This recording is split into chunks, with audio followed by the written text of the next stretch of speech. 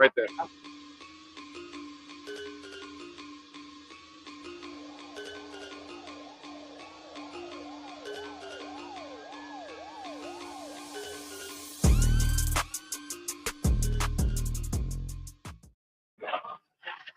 Welcome to Scott Fishbowl Live from Boston. I'm bringing the energy to the Harp near Patriot Place for Scott Fishbowl 15 with fantasy football fanatics, experts, and special guests all under one roof.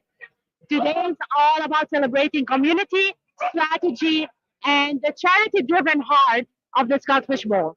Whether you're drafting your dream team or dropping bold predictions, this is where the magic happens.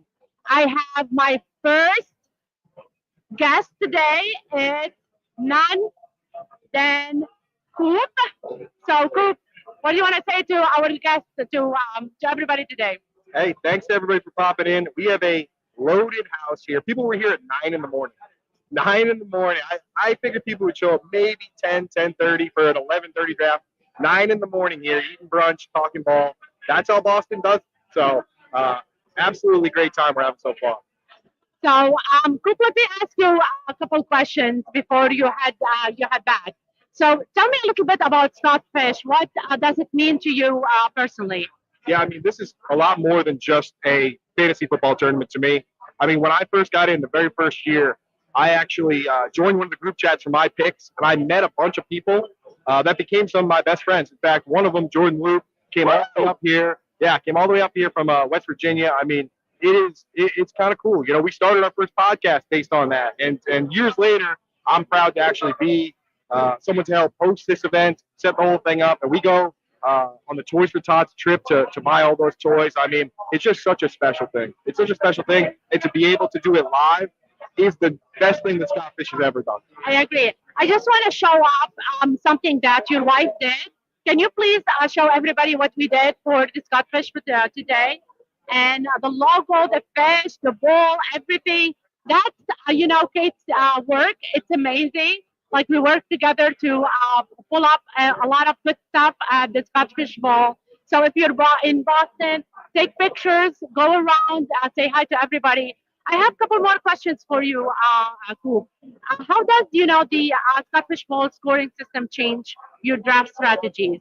Yeah, I mean, it's kind of crazy that they smoothed out the scoring. What I mean by that is he basically added points for targets, for receptions, Yeah, and made running backs and wide receivers and tight ends more powerful and kind of lowered the value of the quarterbacks, right? So typically in a super flex draft, you would be going after quarterbacks super early, the first couple rounds. In this one, because of how powerful other positions are, quarterbacks are sliding, and there's no position requirements. You don't have to draft a quarterback. You don't have to draft a running back, a tight end. You don't have to draft any position you don't want to.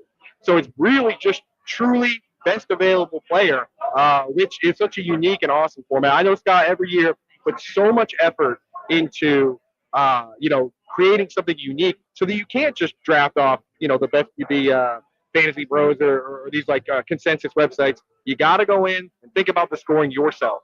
and thinking about the charitable behind it, right? Exactly. Everything is for charity.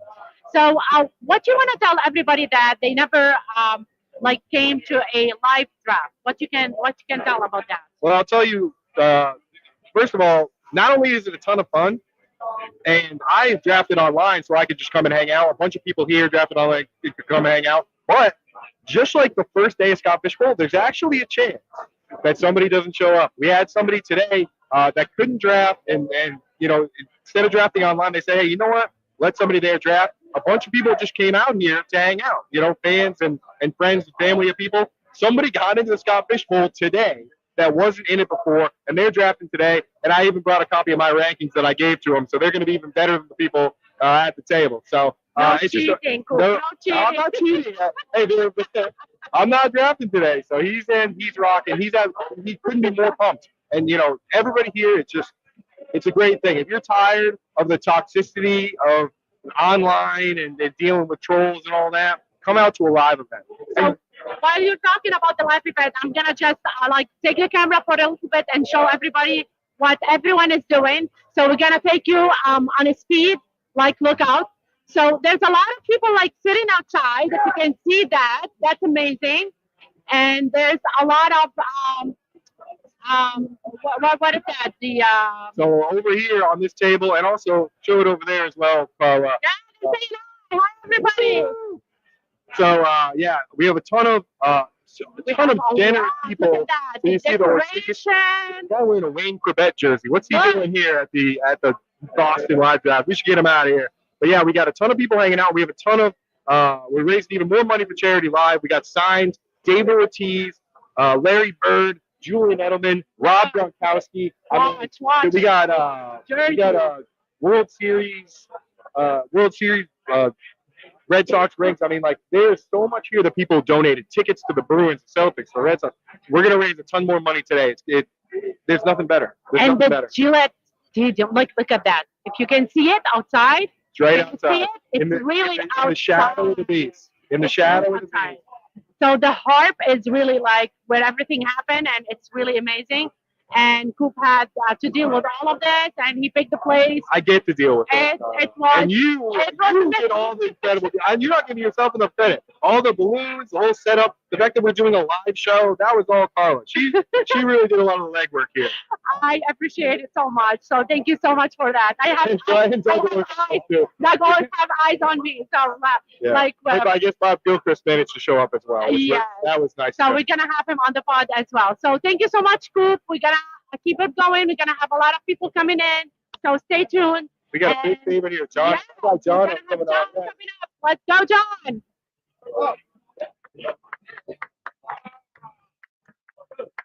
Welcome to the John, how are you? Oh, I'm doing great. How about Doing you? great. I'm doing good. So my first question for you: what does Scotch Fishbowl mean to you personally? Scott Fishbowl to me personally, man, it's what got me started in like dabbling in podcasts, meeting awesome people, seeing that a lot of people that are in the industry are cool people, good people, always willing to reach out and help. So it's been awesome to be a part of over the last 3 years, and just looking forward to many years and the contributions, especially like what goes on with the donations and things like that. It's been really awesome. That's awesome. That's really good. Is it your first time coming to Boston? No, this is my third time actually. That's amazing. Oh my God. So what do you like most about, live drafting? I just like the camaraderie. I like the trash talk. I like to hear the I like to hear the oohs and ahs, and really just networking and meeting different people, and sometimes hearing people's different journeys in life and what got them here, man. That's what I love about live drafts. They've never disappointed. My teams have always been bad, but I've always had a great time being here. That's awesome. So what kind of strategy did you have to pick your own team, John? So this year I'm really leaning into running back and not blacklisting any players at all. Just kind of being fluent with whatever the draft gives me, whether it's quarterback, receiver, tight end.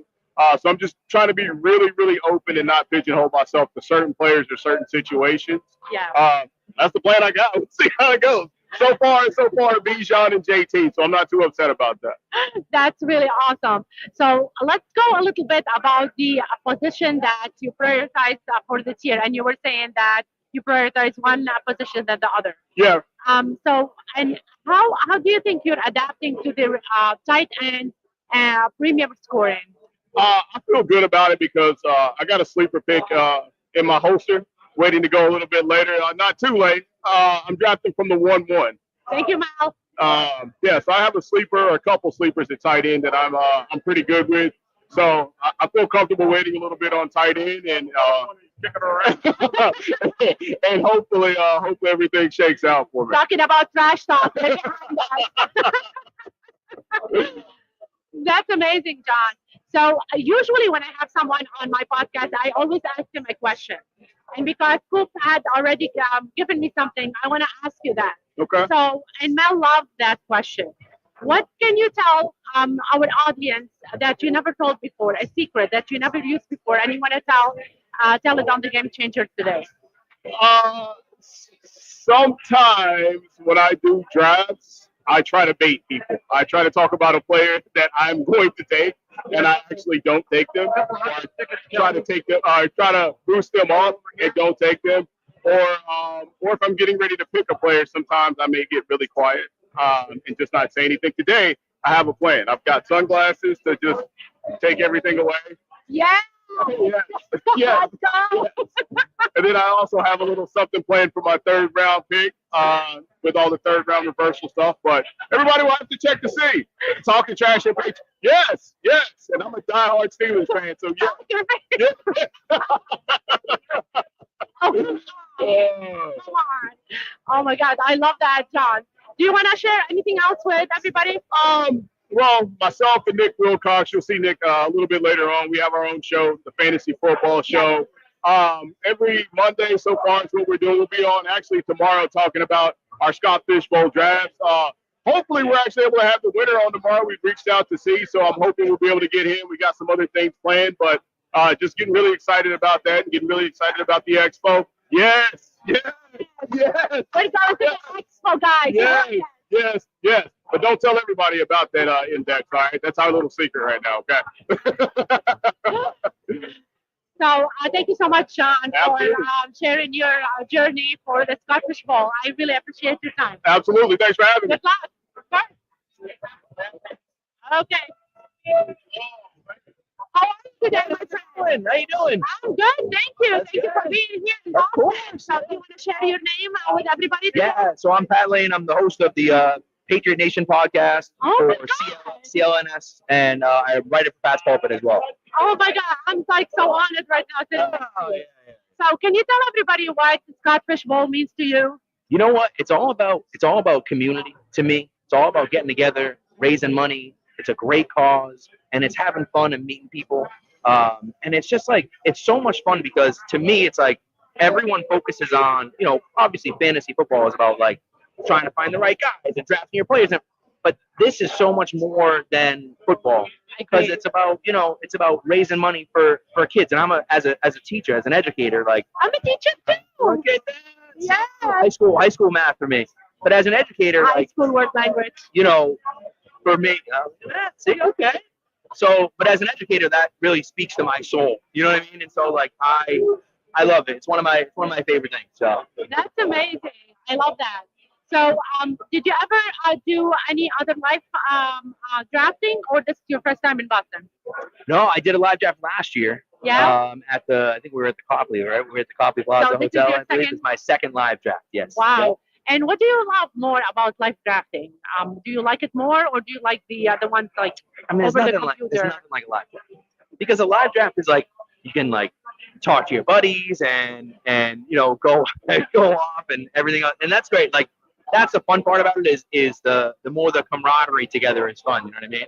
So look at that high school chemistry. Yeah, I love it. that. He became a chemist because of his Look at that. teacher. See? I love that. It's great. It's great.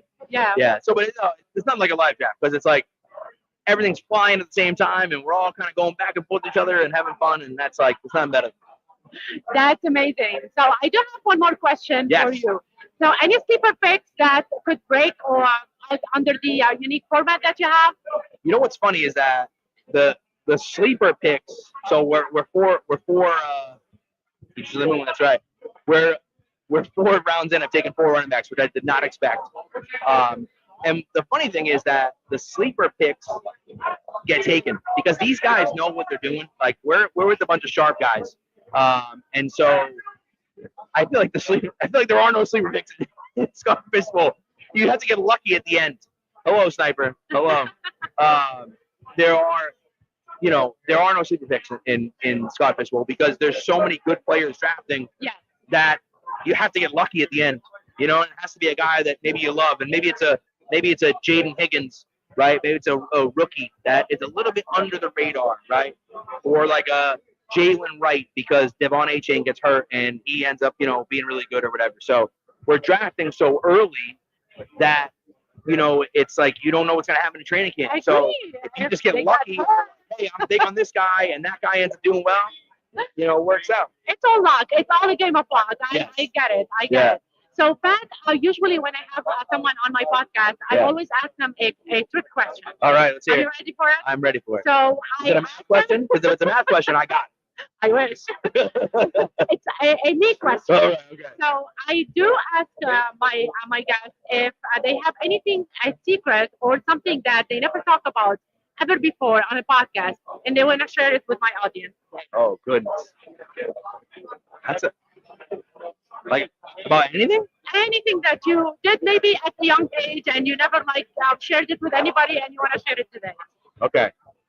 I've shared it. I've shared this once or twice before, but I'll share it again. My athletic claim to fame is I once stole a pass from Allen Iverson in a basketball game. Really? The Allen Iverson played in a. We were just playing. We're playing basketball You heard it? at the Reebok World Headquarters, and it was him and Baron Davis just played with us. We were just playing basketball, Oh, and no. he threw a pass, and I stepped in front of it and picked it off, and then like took 3 dribbles and immediately picked up the ball and passed it to someone else before I turned it over. Because that would have ruined would have ruined it. Because I was like, I'm gonna screw it up somehow. That's it, done. But So you took the ball off. yeah, I did. So, but there was one play where he was playing like 25%, but someone hit a shot in his face, Oh, and he went down talking crap because you should have shot an Allen Iverson, right? So Iverson takes the ball, and this man crossed up everyone on the court. I think he's crossed up his own teammates. He was unbelievable. Then came down the baseline on the left, jumped from outside the paint, went up, brought the ball down, went underneath and spun it up the top of the glass and in, and then just like casually walked on the court. And it was like, that's we were all like, oh my God. We forgot for a second. Unbelievable. Absolutely unbelievable. Thank you so much. I appreciate that. Can you tell everybody where they can find you? Yeah, so online I'm plane_Pats on Twitter or X or whatever it's called.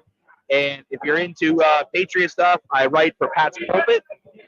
And then also the Pats Nation Network is where we record as well. So I would did love follow to, Hall of if you Famers. can keep your information as well so I can get you on the podcast for I will. That would be such an honor. Anytime. Thank you so Anytime. much, That'd be Pat. I great. appreciate your Thank you time. so much. Take care. Have a good day. Let's see who's next. Hello, my friend. How are you today? Can you share your name and what you do with our audience today? Well, my name is Wilson Bello, and this is my second year doing the Scott Fish Bowl. Oh Came- my God. Came to Boston last year. Had so much fun, so we came back. So, what does Scotch Fishbowl mean to you personally? Well, first of all, I love fantasy football. That's where it all began. Yes. But the fact that I know that it's going to charity, it's helping out kids, that's huge to me. So as soon as I heard that, well, I've been trying to get in before that, about 3 or 4 years, that I actually donated a couple times. And then last year was the first time that I got in, ended up donating, and now this year, same thing.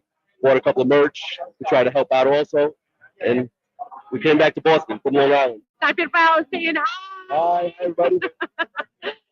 So, tell me a little bit about what do you like more about drafting? Do you like it more in live, or do you like it more like behind the screen? Oh, I love live. Why? Because is you get that to meet important people, and I'm more of a people person. You start getting a feel, and hopefully it can grow from there. So if I'm doing it behind a keyboard, I have no idea who I'm talking to. I have no idea who's playing.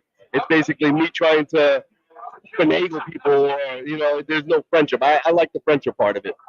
Do you smack talk as well in live drafting? 100%. Everybody was saying that. So what 100%. can you tell them about So, that? so what I did is, with this group, I took all their X handles and gonna put together a group chat so that way we can go ahead and we can talk crap all throughout the season. It's not fun if you're not talking crap, So I love that. How many friendships did you build like in these couple years that you? I would say, you found now? it's not many, but I would say about like 7 or 8 good friendships, and then a couple of tweets here and there where you're speaking to people, and even this year we were talking to a couple people like, oh, we follow each other, Yeah. which is pretty cool. Yeah, I do believe I follow a lot of people, but I never met them in like face to face. Right. So it's really fun to see everybody here enjoying their time. So what can you tell our guests more, Wilson, about your drafting, the love of drafting, and everything that you Well, I enjoy mean, in life? drafting to me is just fun because, especially with a draft like this where you don't know where you're gonna. You hear it in the background. That's my group. No, it's just you don't know where you're gonna pick. You figure out where you're gonna pick, and then somebody picks this person, somebody picks that person. You're like, oh, look who's available. Yeah. And you just get the sense of being happy. Oh, I got that person, I got this person, and everybody goes home with, I got the best team, I got the best team. But we'll see by week 11 who has the best team. Yeah, I agree with that. I agree with that. So I usually ask a question for everybody on my podcast, and this question is: if you can share something with me and my audience about something that you never spoke of before, maybe a secret that you never shared, or something that you did at a young age and you never spoke of. Can you share that with my audience today? I don't know about secret, but well, I'm from Brazil, and I didn't become, I would say, Americanized until about maybe eighth, ninth grade, where I was playing soccer, I was swimming, and then I figured out, hold on, I got a big size. I can play football, I can play basketball. So at that point, I got Americanized. I said, I'm not playing soccer anymore, I'm not swimming, and I started playing football. I started falling in love with football, and then watching it, nonstop, and as time progressed, you get to watch every game now, and it's just a love. I love the sport. I love that. So he's saying he's from Brazil, and I'm a Zumba instructor that love Brazilian dance. Like, work it, guys. I can. Thank you so much for Thank today. you. I really Appreciate appreciate your time. Can you share your maybe X handle or anything that people can connect with you? My X handle is at trustworthy source, and hopefully, you guys reach out and have some fun with me. Definitely. And I would love to, if you can give your name for later, maybe I can bring you on our podcast as well Definitely. at some point. My name is Wilson Belloso. It's nice to meet everybody. Yes. Thank you so much, Wilson. I Take care. appreciate it. Have a good day. Thank you. We're going to keep it going, guys. I have a lot of people coming in, so stay tuned. Hello, my friend. How are you today? How are you? I'm Tyler. Nice to meet you. So we have Tyler in the house. So Tyler, share with me, what do you like? What Scott Fishbowl means to you personally? Well, I mean, the fact that I get to do something that I love and also contribute to charities that mean a lot to people around the world, around everywhere, really, it's kind of special. Just like I'm doing something that I've always thought that was kind of silly. You're just like, oh wow, I can actually impact people and make a difference. I love somehow. that. So like that's pretty cool. I love that. So do you enjoy coming to a live drafting, or you enjoy more being behind the screen? Oh, I am extremely social, so like I love live drafting. Yeah. Like, everybody here, it seems like, and everybody's just a really, really nice person. So I'm just lucky to be here and really happy to be a part of this event and to like promote my own company and do what I love. So I it's really love cool. that. I love that. So tell me a little bit about your drafting strategy. What kind of drafting strategy do you have for live draft? So it's really about playing off of the other people who are drafting. Like you can't go in with a set strategy and stay a hold to it because everybody drafts differently. Like that's what's so great about this game. Everybody plays it differently. So I went Brock Bowers for my first pick. Then I went Drake London, JSN, and James Cook. All of these players are within my top 10s of my projections. So I have 4 top 10 players right there. So like I feel like I'm doing well. But like it's a matter of skill and also being lucky. You have to be lucky in a game like this. Lucky because at the end you don't know who's gonna get injured Exactly. or like score or not score. So I do believe in the game of luck. So tell me a little more about like did you ever go to a live draft before, or this is your first time coming to Scott Fishbowl? This is my first time at a Scott Fishbowl. Yep, first time. Let's go. But I have done live drafts before. I've done a couple with home leagues and like friends of mine for years. And it's always better when you're in person.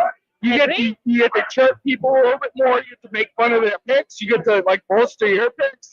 Last year we had Talk to me. we had to talk to her, obviously.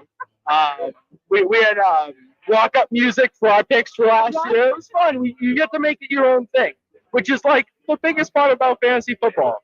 Everybody plays this game. It's the same game, but we can play it so differently, and everything can have different scoring settings, which is one of the great reasons why I love Scott Fishbowl, because it gives you I love that time. so many different ways to play the game. And every year it's going to be different, so you can't plan on that. You have to be good at what you do. I love it. I love it.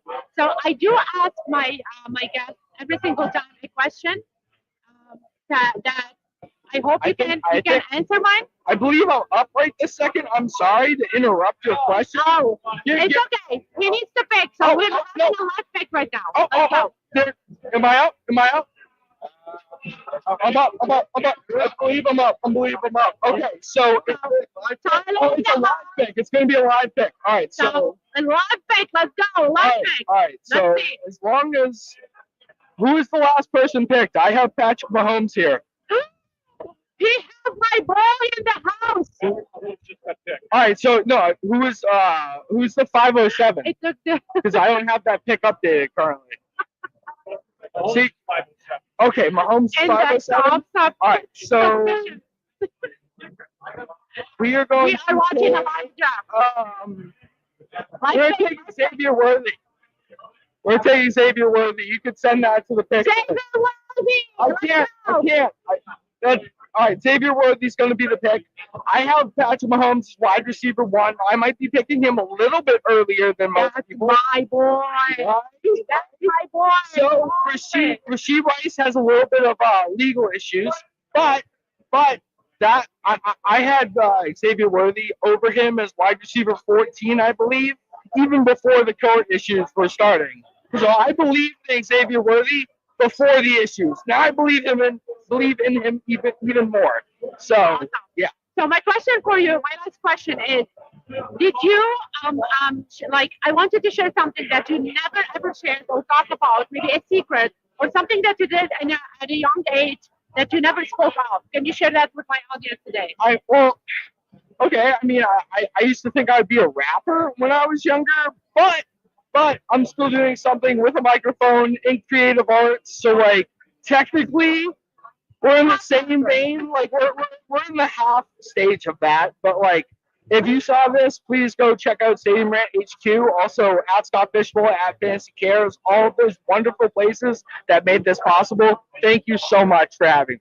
Thank Really you. I appreciate it. Thank you you. so much, Tyler. Have a good day. You too. Let's see. We are having a lot of people come in to the live podcast. So let's see who's next. Hi, Hello, my friend. How are you today? Mark Redwood. Nice to see you. Mr. Mark is in the house. Nice seeing you too. And Mel is saying Jerry. Do you go by Jerry too or just Mark? No, Mark. It's Mark now. Yeah. It's Mark. I'm Dynasty Dino. That's my handle. Dynasty Dino. So, Mark, can you tell me a little bit about what Scott Fishbowl means to you? Yeah, good. So I can start by telling you I've been doing this since Scott Fishbowl 360, which is like 9 or 10 years ago.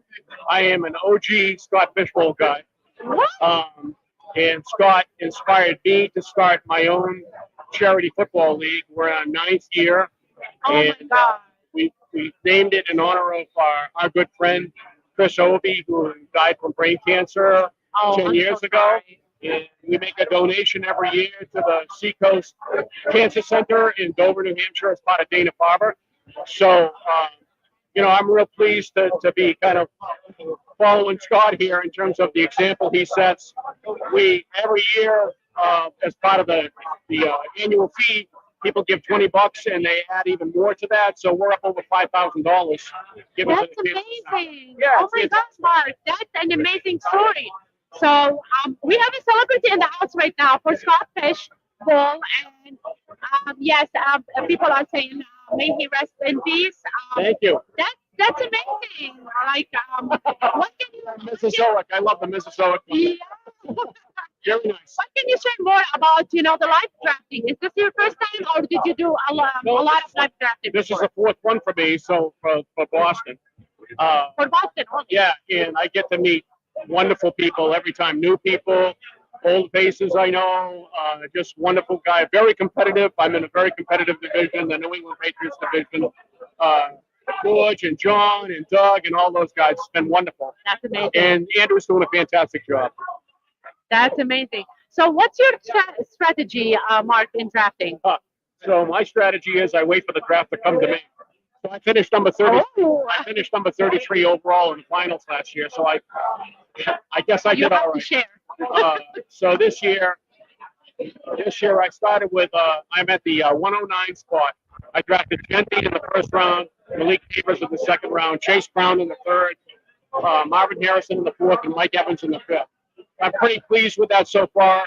After the first 2 or 3 tight ends went, I probably won't draft a tight end. I'm done. So, Mark, I want to ask you a question that I usually I ask everybody. They come on my pod. What if you have a secret or something that you never shared before with anybody? Can you share that with us tonight? Wow. Secret? I don't know. I don't think the fantasy football industry has a lot of secrets because there's so much sharing that goes on, especially on Twitter. So, I mean, Derek Brown and all those guys who really are so open with all their content and their thoughts and their tips and their recommendations, it makes it so much easier for guys like me. All I do is tag along. I'm along for the ride every year with all the free information that gets dispersed on Twitter, as well as all the great sites. The fantasy football guys are wonderful. Just all those sites are terrific resources for everybody. I love that. Mark, can you share with everybody where they can find you, like your Twitter handle or anything that Sure. Your organization, especially for the cancer, if they want to Right. donate? I'm at Dynasty Dino on Twitter. That's the way to get a hold of me. Yeah, I mean that's the only way really for all these folks to get a hold of me. No secrets, right? But yeah, I mean that's the way to do it. Get a hold of me at Dynasty Dino. That's the best way. My name's Mark, and I'm wide open to following others. So please give me a follow. I'll call you back. Thank you so much. I You bet, appreciate Paula. your Thank time. you. Thank you. Have a good day. We're gonna have more rolling, so stay in. People are coming in step by step. How are you? How's everything today? Oh, it's going fantastic. How are you? I'm good, thank you. Can you share your name, please, with our audience today? Yeah, I'm Andrew LeDuc, aka Mr. Mallard from TSS Fantasy, and my first live draft. So I love this.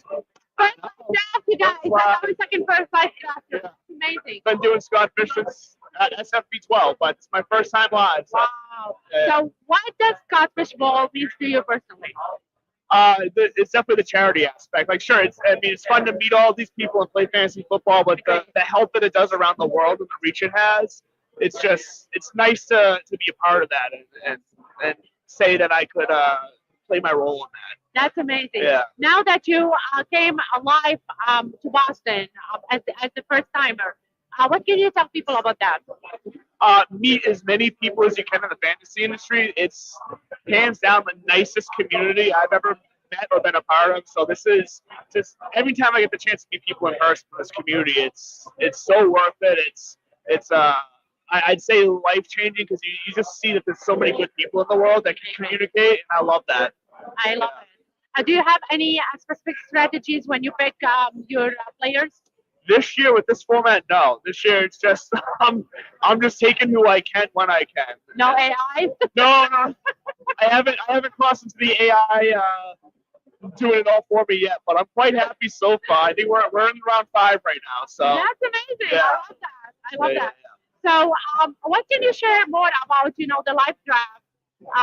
Especially that you're coming to Boston. Do you live around or you just travel like from far to be here with everybody? So I live in New Hampshire, so it's about an hour and a half drive, not too bad. Not bad. But I'm from Massachusetts originally growing up, and coming to Gillette, I usually come down here at least once or twice a year. So this is just the fact that it's here next to my home, my home Patriots. It's special, it's cool, so I'm here for this. That's crazy. I love it. So which position are you prioritizing this year and why? So I'm prioritizing running backs, not just because the scoring, but it's kind of fun to prioritize running backs in general. Because in recent years, running backs have been so by the wayside fantasy-wise that I'm enjoying them being so important again. That like I got Saquon Barkley, I got who else I took. Oh geez, I'm forgetting that. Who else I took? I've taken like 3 running backs. Oh, Bucky Irving. So Saquon Barkley and Bucky Irving were my first 2 picks. That's fun. That's exciting to me because I feel like we're getting back to kind of old school fantasy football, and that's just fun. Yeah, TSS Fantasy. We're on that Sports Podcast Network right now. We're on a summer tour, so Mondays and Friday nights we're breaking down every team, 2 teams a night. So we're going through and breaking down with experts that cover those teams specifically right now. That's awesome. So can you tell me something about If you want to steal someone's pick, who would you steal? So I just did it. I just did it in round 4. It's like I'm sitting in his head right now. Who did you steal? So the guy drafting after me was JJ. He's a Jets fan. Oh, JJ. Oh, So he had just taken Justin Fields in the round before. He's drafting after me. I took Garrett Wilson. oh my God. To get him at that value, and I threw him. I put him on tilt. It was a lot of fun. All the love, of course. This is just fun. No actual hate, but you know, you do get a little fun when you take someone's pick and put them on tilt a little bit. Did you say no? I took your draft. So I didn't quite do it like that, but I reminded him that if he had taken Garrett Wilson first, he definitely could have gotten Justin Fields as well in the next round. So. I love that. I love it. You see that, guys? This is live drafting for you. So you have to do a live draft. So I do ask my guests every single now and then a question that it might be tricky for some. Okay. But can you share a secret with our audience or something that you never spoke out that you want to share with us today? Oh, geez, that's such a big, broad question. I know. It's not that I never speak of it, but I guess that if I had to put anything out there, mental health, like, is something that you just don't be scared to address it. Don't be scared to talk about it. I've gone through my own journeys with mental health where once you start talking about it with professionals or even with trusted friends, just you talking about it will make a difference in your life. It could make a difference in someone else's life. Just don't be scared of those conversations. I agree 100%. Yeah. Thank you so much for your Oh, time. thank you so much. Can you share where they can find you? Yeah, so on most social medias, I'm at Real Mr. Mallard. And then, like I said, TSS Fantasy on Mondays on that Sports Podcast Network.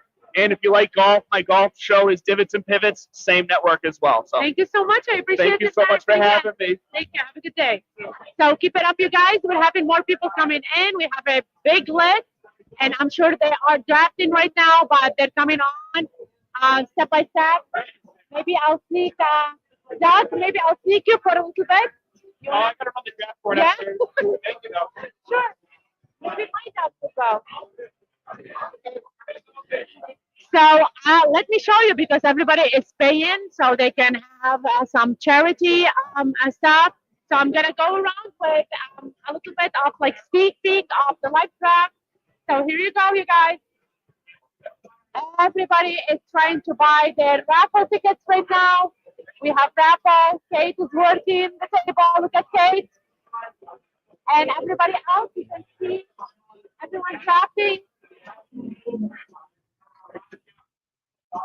see them drafting.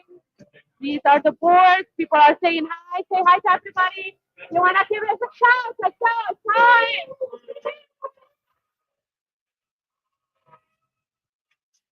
So let's go. Look at that.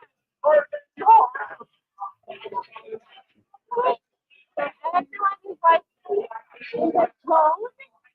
they're working. Two jobs going there. And then we have someone coming, so let's go. Bear with me, anybody. Yeah. Not anybody. Not anybody. Not anyone. We have Mr. Nicholas in the house. He came from Connecticut, you guys. So he drove like me from Connecticut to be in Boston today. So can you share your name with everybody? Sure can. Nicholas Wilcox, hailing out of Hartford, Connecticut. You can find me on X at Nick_Wilcox, WILCOX 25 on X. Not Aaron Saint Nick, no, not Saint Nick. Nick in the house. Nick is in the house today. So Nick, can you tell me what Scott Fishbowl means to you personally? I sure can. Scott Fishbowl to me is community. You know what I'm saying? I love that. We live right around each other. Yeah. We're community based. We're tied to each other. Scott Fish really to me is a charity based event, and it's not just for the community and fun, but it's also like to gain knowledge, make connections with people that you wouldn't have otherwise, and to really experience, what a charity can do for not only just the people that get here and donate and whatnot, but also to like really truly go out here and make a difference. Because this, 100%. Fantasy Cares really is an organization that makes a lot of difference in the world, and I'm glad to be a little bit of a part of it. I love that. So this is your first year going live, or this This is my second year, I think. So the first one we went together back. Did Yeah, you so- pick? So oh, we're yeah, having a live pick. So I'm making my Let's- live pick. Let's give him a shout out. So live pick for Nick right now. So I got Kyler Murray at the 5. Yes, he just selected Colin Murray. Look at that. Yeah. Look at that. Thank you, Coop, for It's all that. on the board. So we're going live. We are picking live everything. We're showing you what's going on in Boston. It's crazy, but it's so much fun. So, Nick, we were talking about you going to live drafting. You said that 2 years. That's 2 years ago. So 2 years ago, Scott Fish Bowl 13, I was a semifinalist. Semi-finalist guy. So cheat here. I know a little bit. I know a little bit. Stuff. Cheat. Little bit stuff I know. And I think the beauty of this league every year, of the scoring stats, it changes. Yes. It's always helpful for guys that so-called are not like professionals to really come in and, hey, you can win this thing and not be like a so-called professional or a content creator or whatever. You can just come, donate, be a part of the experience, be a part of the community, and you never know. Never So, know. I agree 100%. Like whoever knew that I'm gonna have a podcast. I don't do any like love drafting, but I love being in with the people, which is really awesome. Yeah. So tell me a little bit about your live drafting. Do you have like specific format you use, or it's just whatever So, you feel? the Fantasy Football Show, DA Fantasy Football Show on YouTube every Monday nights. Yeah. Me and my guy John, who was on here earlier, we are co-hosts. So the biggest thing I can tell people about live drafts is that when you get live drafts, it's also like sometimes you gotta feel everything out. Sometimes you gotta talk a little smack to people to be like, oh, I'm gonna take this person, I might take that person. But also part of the live draft is knowing what your plan is gonna be beforehand and being able to pivot. Because the biggest thing I can tell people is that what's worked for me in the past is being able to know what offenses I want to target and then overall players I want to target and then having a plan for that and being able to maneuver within the live draft. So what I mean by that is, for example, I picked the number 9, right? Yeah. I had a plan for what I wanted. I wanted Jameer Gibbs in this format. I instead got Jaden Daniel, which I'm very ecstatic about. So you gotta be understanding of what you want to do in the draft and how you pivot and what to overall do. So research it's important, but sometimes in live drafts you expect some things to happen that didn't happen, and sometimes that works in your favor. So I was with someone before you that stole someone's pick. Did you steal someone's pick too? Yeah. Can you share? Can you Jaden Daniels at number 9, like in this top full format, which is a super flex, like you can start wherever you want right now. I still want a guy that number 9 shouldn't have fell to me at number 9 in a live draft. Because most of the times I was mocking, he was going 5th, 6th, or 7th at the earliest. So I'm happy to have him at 9, and the guy next to him, I was going to take him. So I was like, well. I love that. I love that, kid, Nick. This is real. This is real life, you guys. This is from Boston. Everybody is so happy, so excited. They're all talking around, making friends, getting to pick their favorite players or stealing their favorite players, which is I'm fine with that. So, Nick, what can you share more about your strategies or the fun that you have at the live draft? The fun I have is really just getting to know people, really. You know what I'm saying? Like having an experience where, you wouldn't meet this person maybe outside of this bubble, but have an opportunity to really have a connection with people. And, it's sometimes just not just about the fantasy football game. It's really just about getting to know people, like I said, you wouldn't have. And, again, really just enjoying yourself. Like everyone here, like, is really friendly, very inviting, non-judgmental, and it's just, that's the beauty of it too, because we deal with that. And, when we're not inside this thing all the time, people would demand stuff from us. We go to our jobs every day, so it's nice to come to a place, gather, have some fun, have community, just share a lot of things that we have in common with fantasy football and other things, and just get to know human beings side by side. Because again, with the COVID thing and all that happening, all that stuff, it's just nice to come out here still and have stuff like this in the community. So I love that. from a strategy perspective, again, like I could just tell people in general, is that have your tier rankings. Have guys that you don't have to be an expert or anything. Just have who you want to grab and go with that. Always go with your gut. Always go with your gut. So I tell people as well, go with your gut. Are you going to the expo this year? Of course I am. Come on. Got a question on that. So Nick, I do ask my guests a little bit tricky question. Sure. So did you ever do something that you never shared, like live with the audience, or a secret that you never spoke of that you want to share with us today? Secret in personal life. Well, I would say that in life, sometimes you learn things, right? Yeah. You have lessons learned, right? One of those lessons for me actually was actually a good one to know is that when you are able to, I've learned that it's not exactly a secret, but I would say it's something that's made me successful. And it's really just get to know people. You know, Yeah. get to know people, who you are. You know what I'm saying? Tell people who you are.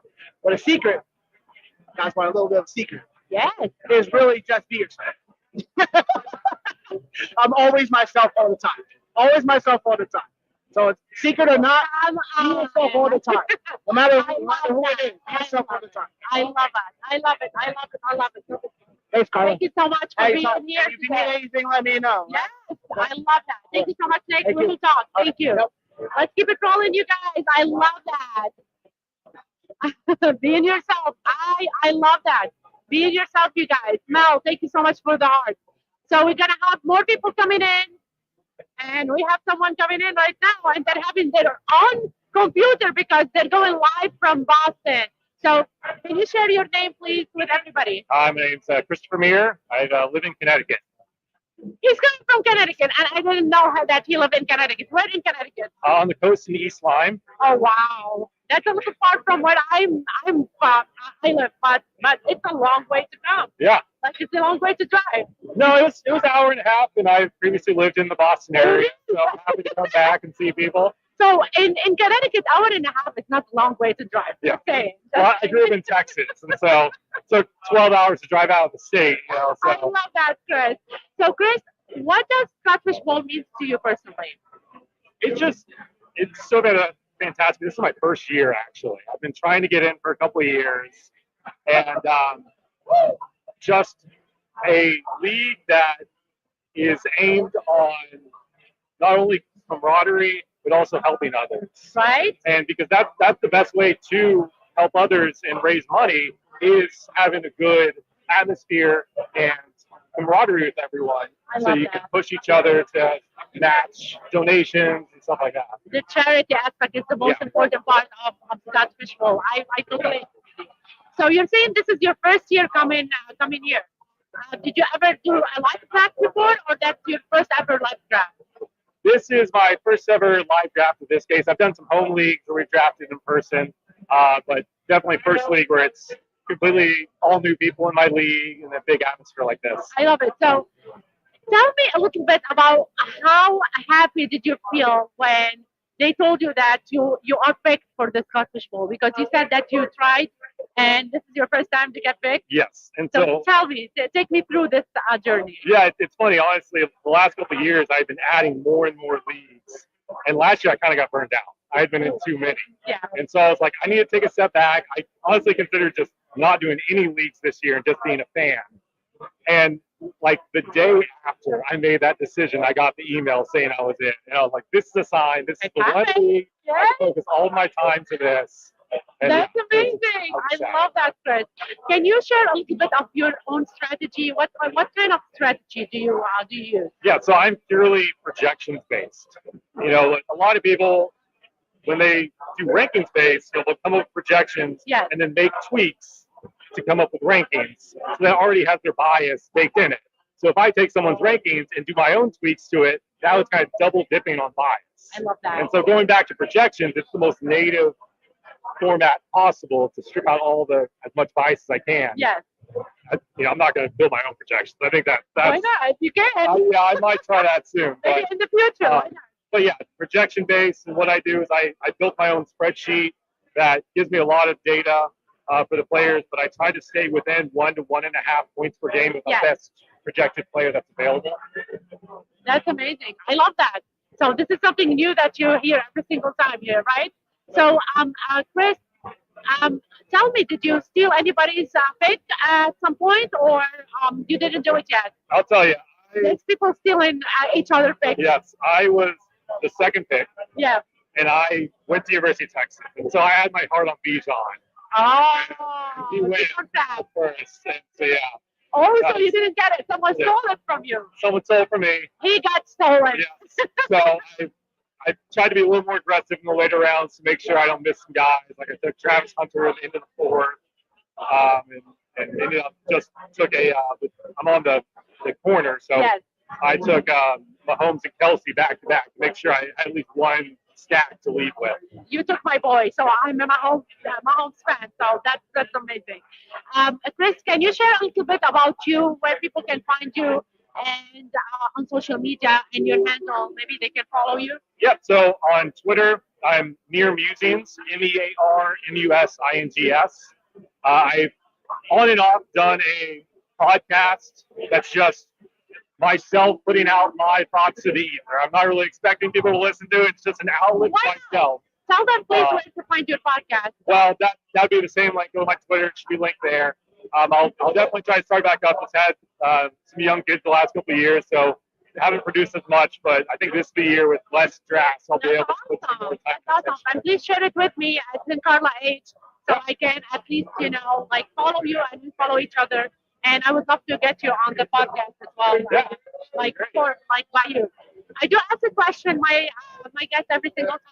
If they want to share something that they never spoke about at their earlier age, or a secret that they want to share with my audience, care to share something that you never spoke of before? Yeah. So kind of related to that, I kind of like doing secret activities. Yes.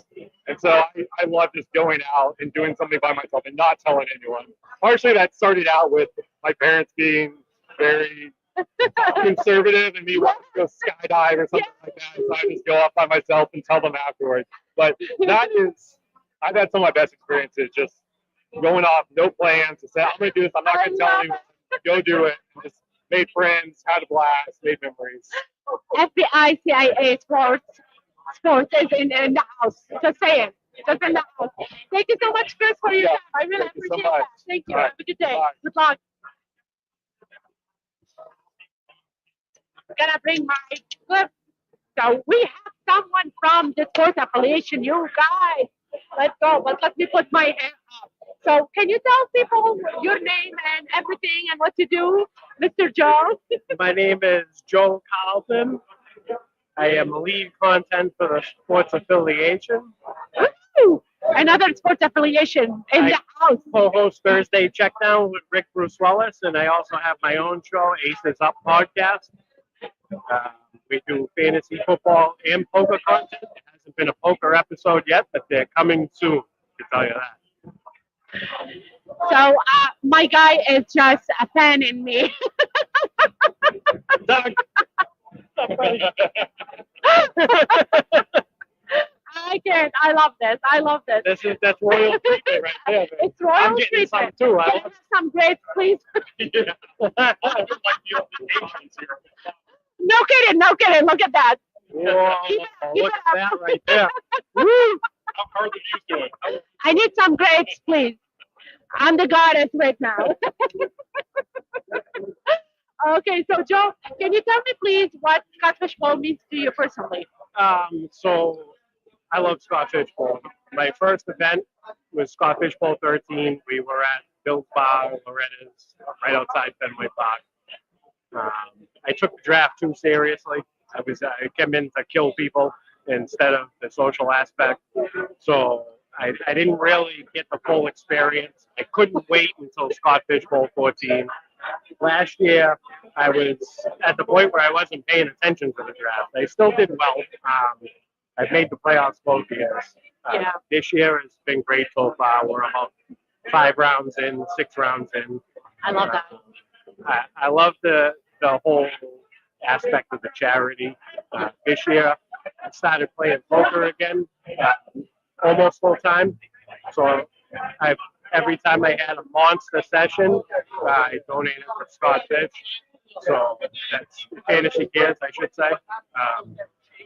And just the interaction, meeting everybody. Now that I'm doing content, people know who I am, so it's a little bit of a better experience. So I really enjoy it. I love it. That much. Is this your first time doing live draft, Joe, or you did before? This is my third live draft. I've done You third. That's third amazing. live Boston Is it draft. Boston Scottish Bowl?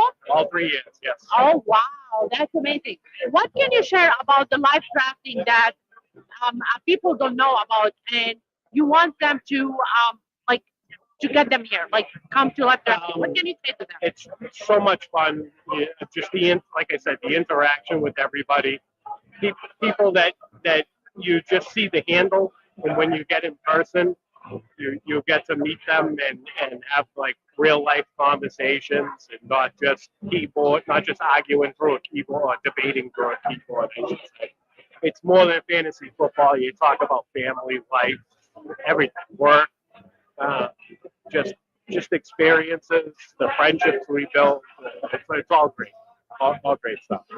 So, what's your strategy on drafting, Joe? Can you This year, share it? so this year, I mean, almost every year volume has been king, but now this year, we don't have to start a tight end. We don't have to start two running backs. There's no two wide receivers. You don't have to start quarterbacks. It's all flex. So my strategy has been focusing on volume and best player approach, I suppose. And when the time is right, and it has to do with correlation, I'll mix in the quarterback that I'm looking for. That's amazing. Joe, did you steal someone's pick today? What's that? Did you steal someone's pick? I'm hearing that a lot of people are stealing someone's pick. Did you get the chance to do that today? No, but I did get sniped on Travis Hunter Oh, in the fourth round. Not early. I wasn't reaching for him, but there is a Burrow chase stack in my draft, and I took T. Higgins. that's awesome. T. Higgins slipped to round 5, so I mean, it's not really a snipe. The guy, Tyler Lucia, he was the guy who has the stack. He came up to me and was like, "You son of a bitch! I wanted a double stack." He wasn't serious. He wasn't being serious. But I told him, I was like, "How could I not take him there?" And he's like, "I know, I get it." So, I love that. So someone popped from Facebook. He is Anupam. He's kind of like my brother from another mother. So hi Anu, I love you so much. I love the family. I miss you. Like I really miss you a lot. Thank you for saying hi. So Joe, what can you share more about the live drafting? I know that people are talking more about the connection, about the like the seeing people around them and talking to them like live face to face and doing connection. For you, what is it? What makes you come the third year for, especially for Scottish Bowl? It's the best fantasy football league there is. We literally pay zero money. There's no prize.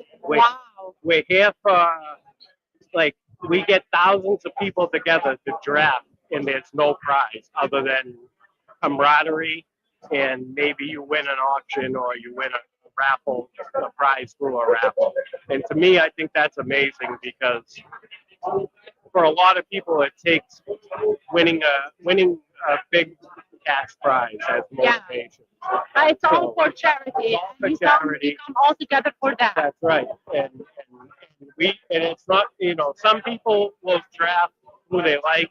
Some people come for competition. Yeah.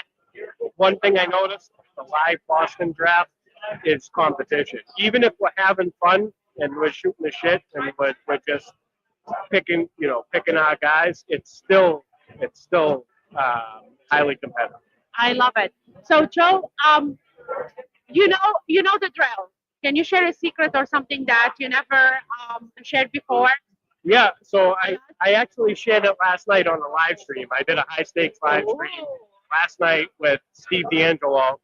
And one thing about me is when I was 2.5 years old, as a baby, I have a picture too. Steve is asking me to check it out and post it.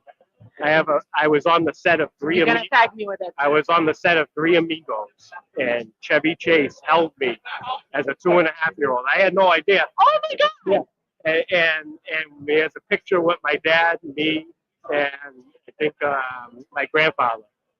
So my grandparents had had like a vacation house in Phoenix, and that's where they film most of the.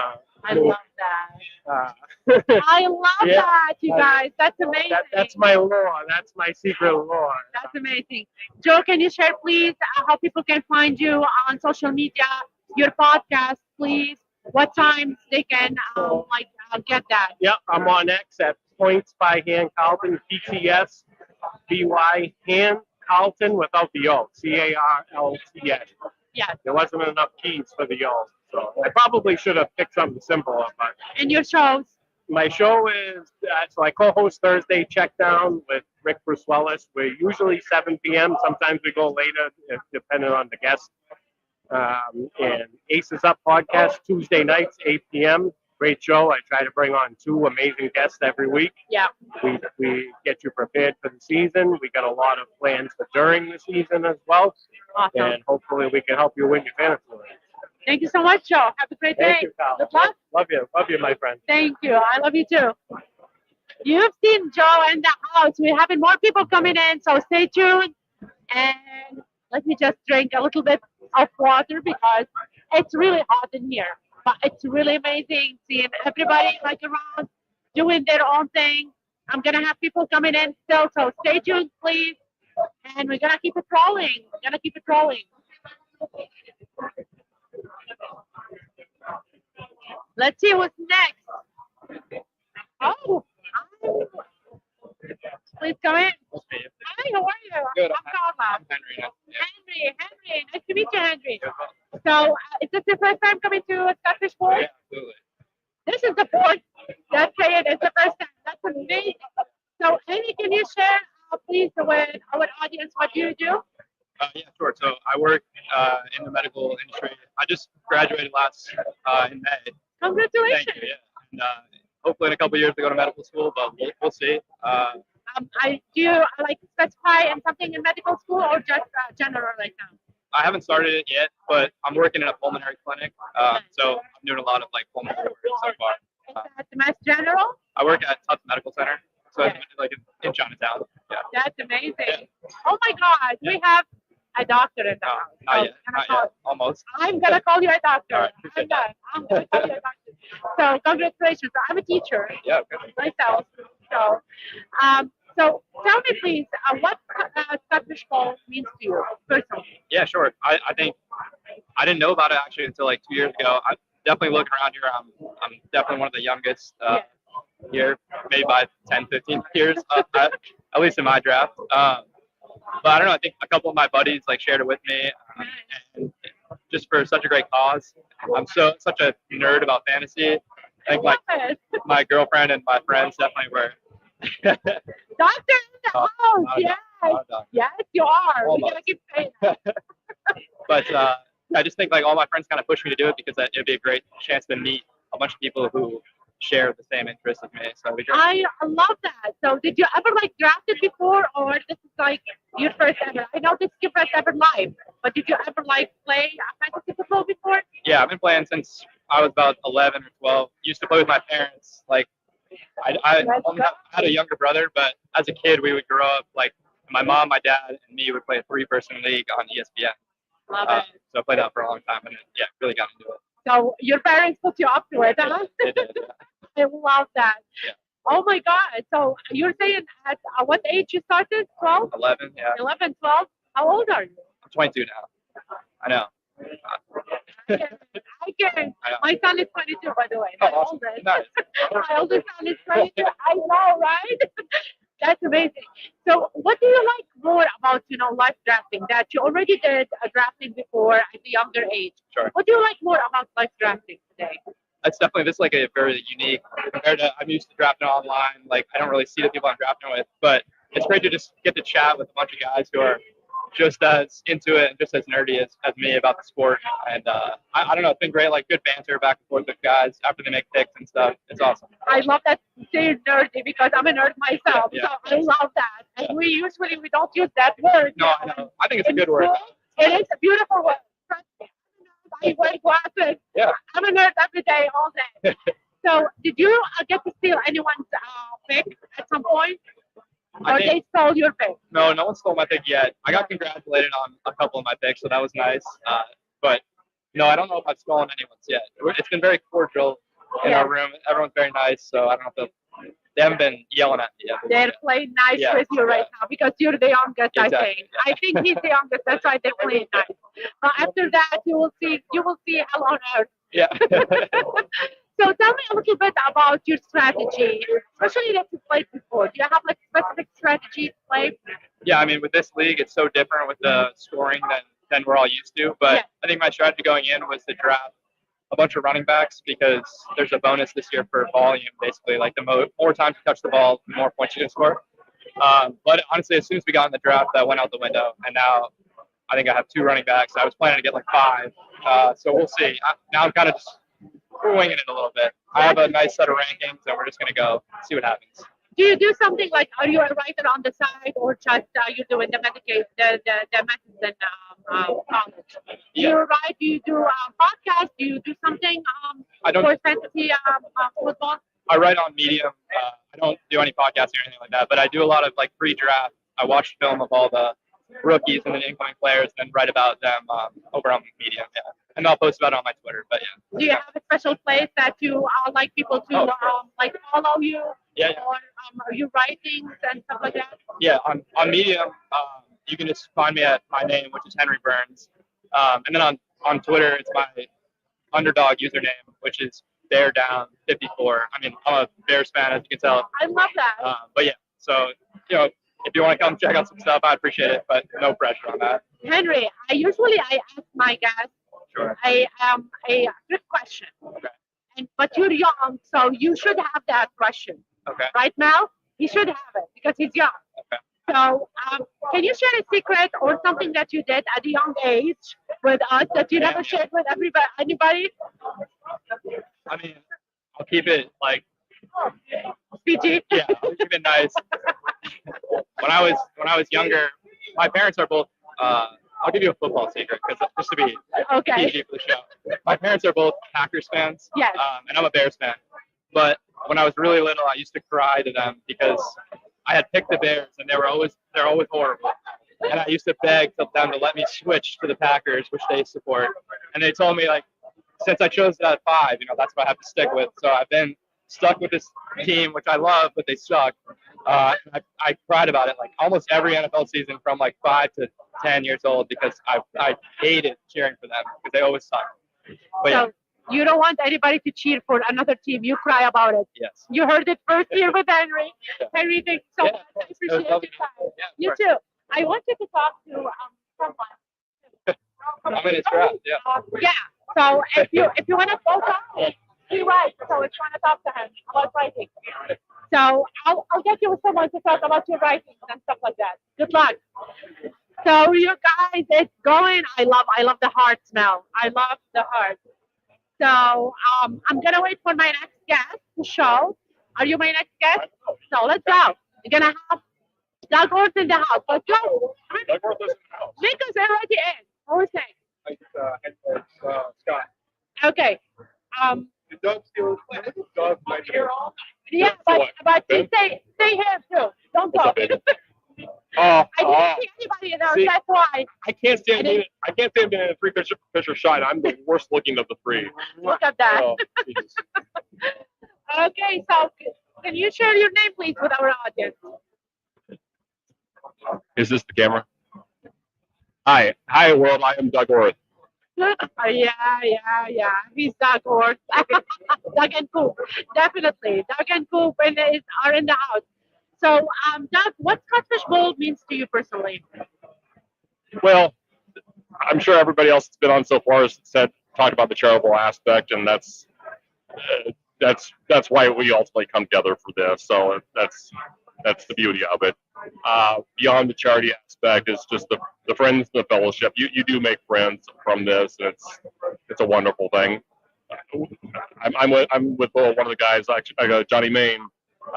We drive together last year. We're reminiscing about the teams we drafted last year. So, Definitely. yep. I love that. So, can you share your strategy in the live drafting? What strategy do you have? With the specific Southwest SFB this year. If you want to, you can. Well, the strategy changes every year. This year was I put this in my column, and yes. Thank you, Sniper Mel.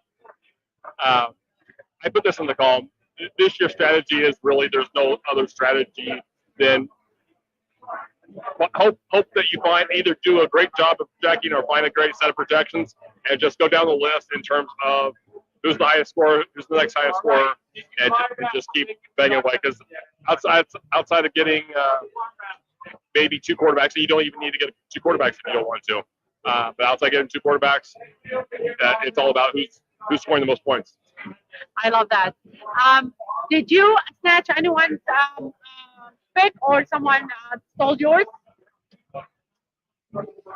I can't tell you if I snatched. No, actually, I did. I just snatched the guy across from me. I was able to get Jalen Hurts in the second round, and the guy that was behind me had mentioned that that was who he was looking at.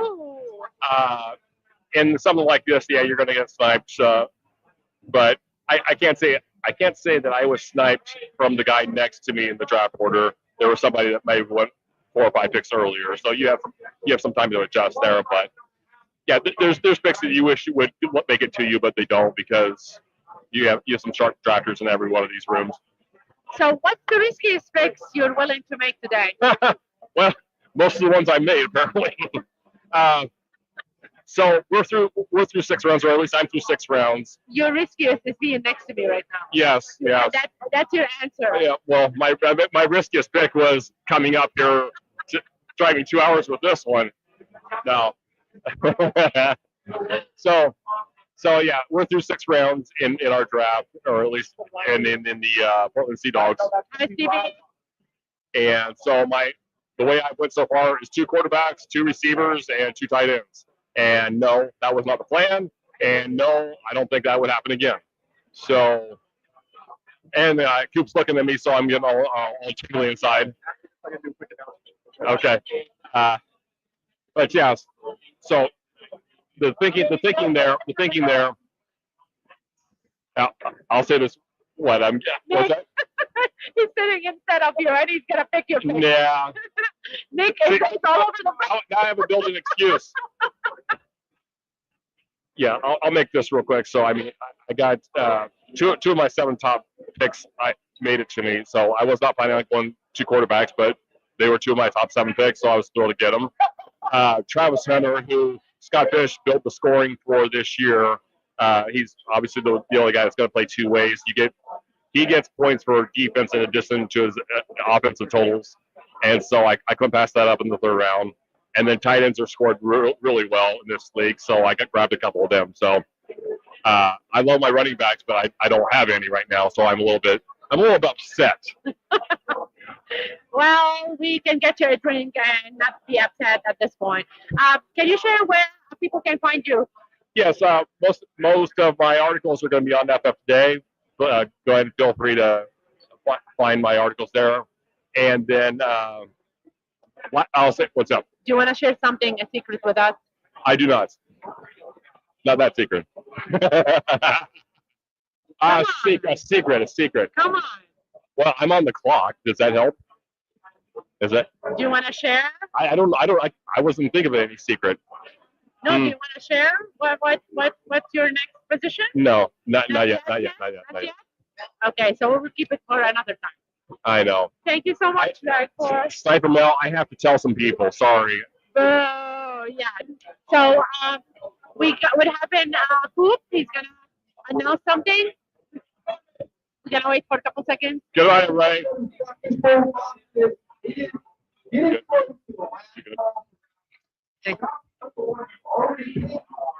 Coop is in the house. Look at that.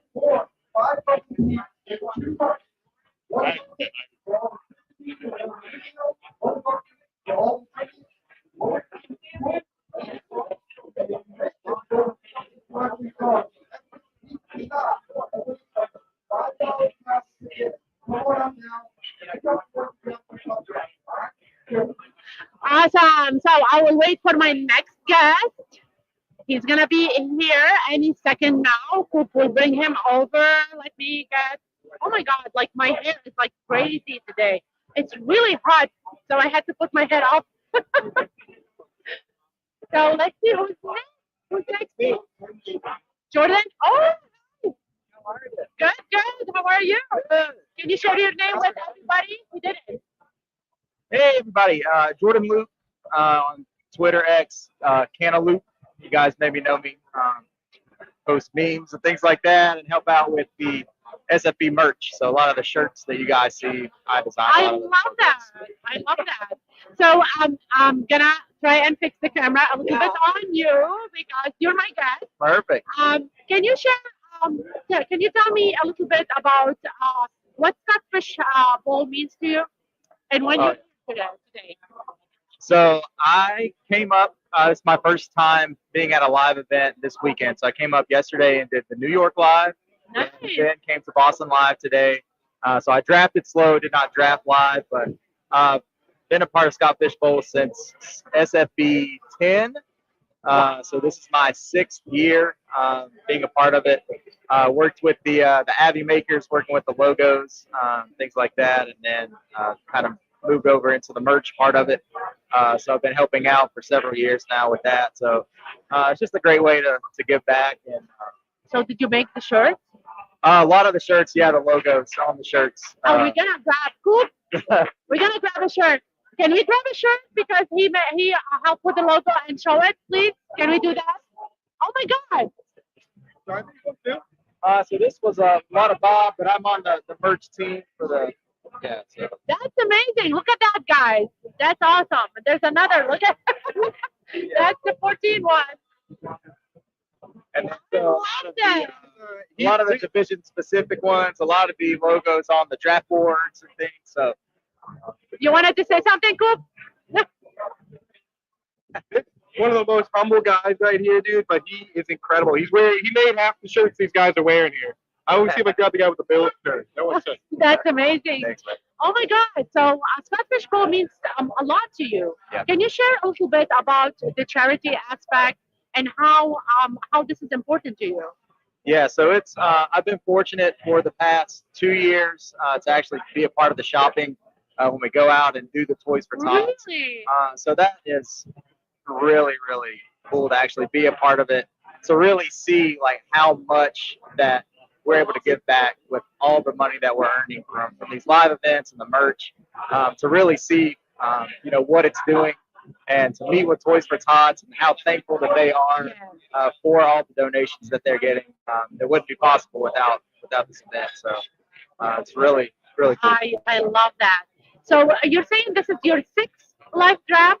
Are you drafting today or just watching? No, today just watching, just hanging out, helping out a little bit where I can. But I drafted slow. I was in the Virginia Tech Hokies division, so I'm from Virginia. So nice. Yeah, so finished up a couple days ago. So we'll see. You're coming a long way from Virginia.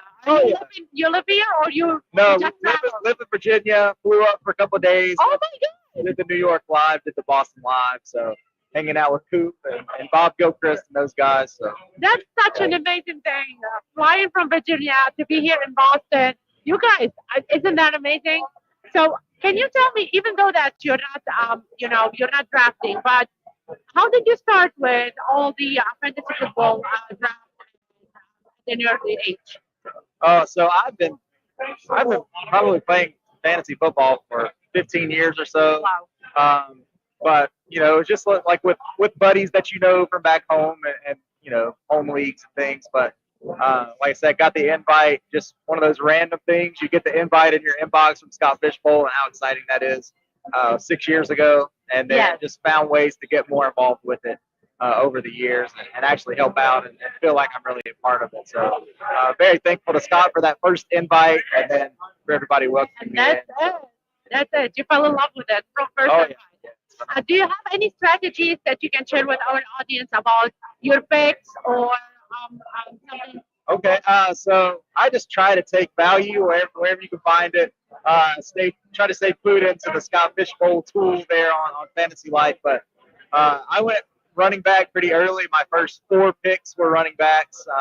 I was from the 7th spot. Ashton Genty, Devon A. Chan, Brees Hall, and Kenneth Walker were my first 4 picks. So felt pretty good about that with the volume scoring. So we'll see how it goes. Well, it's gonna go bad. Look at that. Draft, easy money. Sutton. Easy money, easy money. Do you think it's easy money if you draft Sutton? I think you should probably try to take a couple of those Jags guys and see how it pans out. I think ETN is actually a little bit undervalued right now. I think he's probably still the starter. But Tootin could definitely come in and take the job if he struggles. So what can you tell us more about Scottish Bowl, especially that you are part of the Scottish Bowl charity itself? What can you tell people that something that they don't know about it and you want them to know? It's a great way to connect with other people in the fantasy football community. So the charity aspect, obviously that's huge. Everyone knows about that, but the connections that you're able to make with other people that you may have never met before. I would have never ended up, probably in Boston to hang out at a live draft if not for Scott Fishbowl and getting to meet all those folks. It was just great. That's amazing. So do you want to share where people can connect with you, like your handle, or if you have a podcast or you have something that you do, how they can connect with you? Okay, yeah. No podcast. I'm more of a behind the scenes guy, but on X. He shouldn't be behind the scene with these, like, come on, Dimple, both of us. You shouldn't be behind the scene guy. No, but on X, it's Cantaloupe_FM. So that's where you can find me on social. So thank you guys for having me. It's great. I do have one more question for you before you go down. Yeah. So I do ask my guests every single time if they want to share a secret that they never shared with anybody or something that they did but they never spoke of at an early age. Can you share something with us today? Oh, goodness. So something at an early age that I never told anybody. So I blamed my sister for eating the last popsicle. I actually ate it. I'm sorry if you're watching. I know you got in trouble and got grounded. That was me. So I'm sorry. Yeah, we were told no more popsicles for the rest of the night. I ate it and blamed it on her. So my bad. Love you. I love you now. I love that. Thank you so much for your time. I really appreciate that. Have a great day. Thank you. Thank you. How are you today? I'm so sorry. We kept going back and forth. Around. How are you, guys? Nice to meet you. Nice to meet you too. Can you share please your name with our audience today? Yeah, I'm Scott Teresic. Scott Teresic. So Scott, tell me what Scott Fishbowl means to you personally. Scott Fishbowl's been fun. Like fantasy football is just like a huge part of my life, as dorky as that might sound, but to put something good towards it is really cool. So I'm glad I'm a part of it. Everyone's having a ton of fun. That's amazing. Is this your first time live drafting? I've live drafted a million times in my life, but first time for Scott Fishbowl, yeah. That's another first timer, guys, for Scott Fish. What's the difference between Scott Fishbowl live drafting and the other live drafts? The difference between Scott Fishbowl and other live drafts. Yeah. There is a ton of excitement here, and it's just a lot of people who obviously are into fantasy football, but may not have a ton of people in their lives that are into it. So it's really cool just to meet a bunch of people that are just like, I'm into it. This is the first draft I've done this year, or at least the first live in-person one. So everyone's just excited to spout out hot takes and tell what players are good and what players are bad. So like the energy, it's kind of the first time everybody here has had to just shout out their takes as much as possible. I love that. Did you steal anyone's take at some point, or someone stole yours? My picks, no, I've been pretty lucky overall. I think maybe Chris Godwin went before when I tried to take him, but I've definitely heard a couple of expletives of people who sniped other people. Sure. So what started you? How did you start fantasy football? From what age, and how did you fall in love with it? So I started off with fantasy sports and probably fantasy basketball in 1997. I remember just those old salary cap years when I was in middle school, just having a ton of fun with it. Then came baseball, then I got into football, and then it just became a way to keep up with my buddies all from high school. We've had a league for, I think this is year 18, and it's just a way for all us to keep in touch and keep the group chat going and just have a ton of fun. I love it. So do you like more live? Being on a live, he wants to talk to you. This guy's really cool. You can Sure. talk to the camera. This guy's really cool. He's a cool dude. Let's go, man. Let's go. So someone is saying that he follow you. That's just Yeah. I love that. So what can you tell me between the live drafting, like live in-person drafting, and the behind the scene drafting? Which one you like more? I mean, I think everybody loves live drafting more. I try not to even participate in leagues where I am like online drafting. Yeah. That kind of ruins the fun. Drafts, obviously, like that's the tentpole of any fantasy season that everybody gets really excited about. So online it's cool and it's great to take people, but in person you have a ton of fun. Usually it's just with your best friends or with your family. And it's something I look forward to every year. So someone was telling me that they are smack talking each other. Are you doing that too, Scott? no, actually, I was taking a lot of crap from the league. Somebody tried to draft Quinson Judkins in the 4th round, but he had young kids and he had no idea that he's been arrested for whatever his charges are. Yeah. I told him, he obviously came back and picked someone else, so everybody else is kind of giving me crap for being too nice and allowing someone to kind of go back on a pick they were about to make on someone where it probably wasn't the best one. So love So I it. like the community of it. I love it. I love it. You're not named Scott for no reason. So, Scott, I do ask people something that I always ask in my podcast. Do you have a secret or something that you never shared before you want to share with our guests today? A secret of fantasy football. So when I left the house today, this could be a little bit different. My 4-year-old told me some of the best draft advice I'd actually gotten in the world, and he said, take the best players.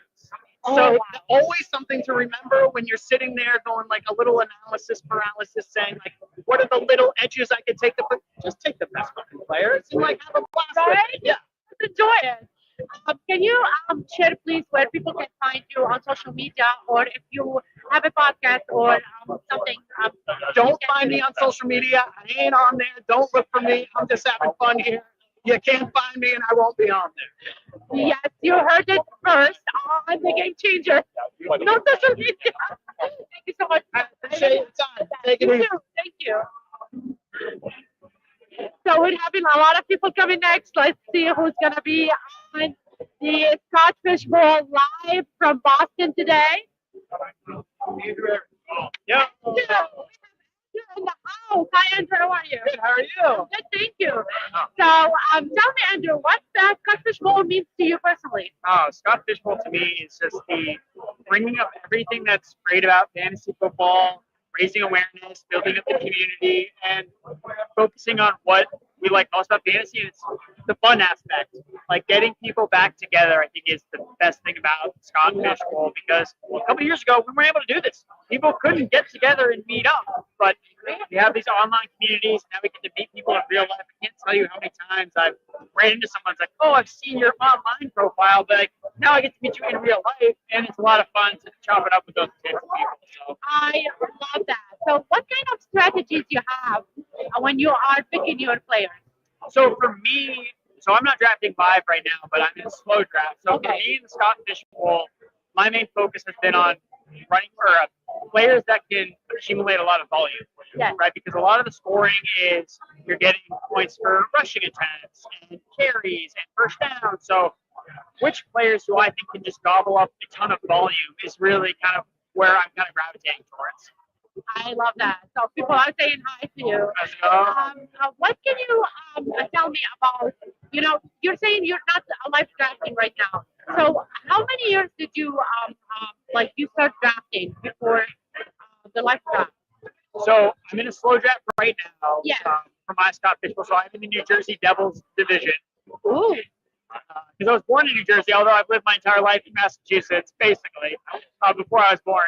And my strategy was kind of focused on what I outlined before, talking about guys with volume. I did, of course, draft. My guy worked Gillette Stadium, so I had to take Drake May. So I took Drake May. Very excited about that because he's a rushing quarterback.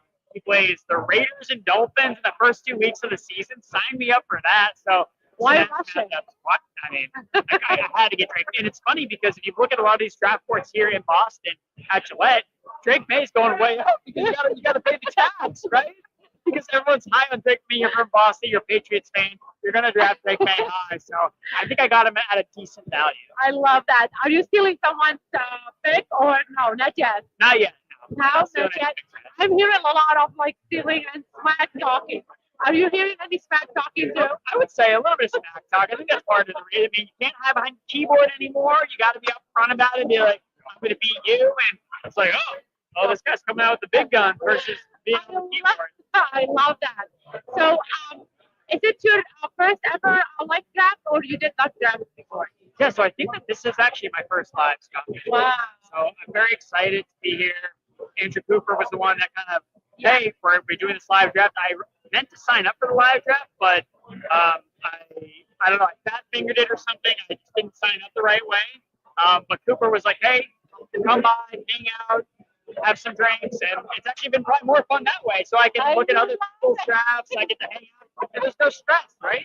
I get to look and see like, oh, that's a good pick, that's a bad pick, and I get to have some fun. So talking about fat fingers, I was writing about the live draft right now, and I put Scottish Ball 14 instead of 15. So we all have those 14, 15. We all have those fat fingers. What can you tell people about strategy and how they need to prepare for fantasy football in your opinion? Yeah, so I think we'll stick with the I know a popular topic's been like elite tight ends, and you have to draft a tight end early. I think that there's a lot of credence to that with the top three guys between Brock Bowers, Trey McBride, George Kittle. I think in some of these smaller leagues, it gives you a big edge. But as Andrew Cooper has talked about, like you find that guy late that can be an elite tight end, something we're talking about drafting next year, I think that is an advantageous strategy. So I know for me, that guy's Tucker Kraft on the Green Bay Packers. I absolutely love Tucker Kraft, absolute dog. And if you miss out on one of the top three guys, I think Tucker Kraft can be a great late round tight end. And we're going to be drafting really high next season in the Scottish Bowl. Awesome. So I do ask my guests every single time they come a trick question. What kind of a secret or something that you never shared before on live podcast you want to share with everybody today? Secret on a live podcast. So I don't know if a lot of people know this, but I can play the trombone. Okay. Okay. Yep, That's really good. I love that. Can you please share your name, handle, or anything that you want people to follow you on social media? Yeah, that's perfect.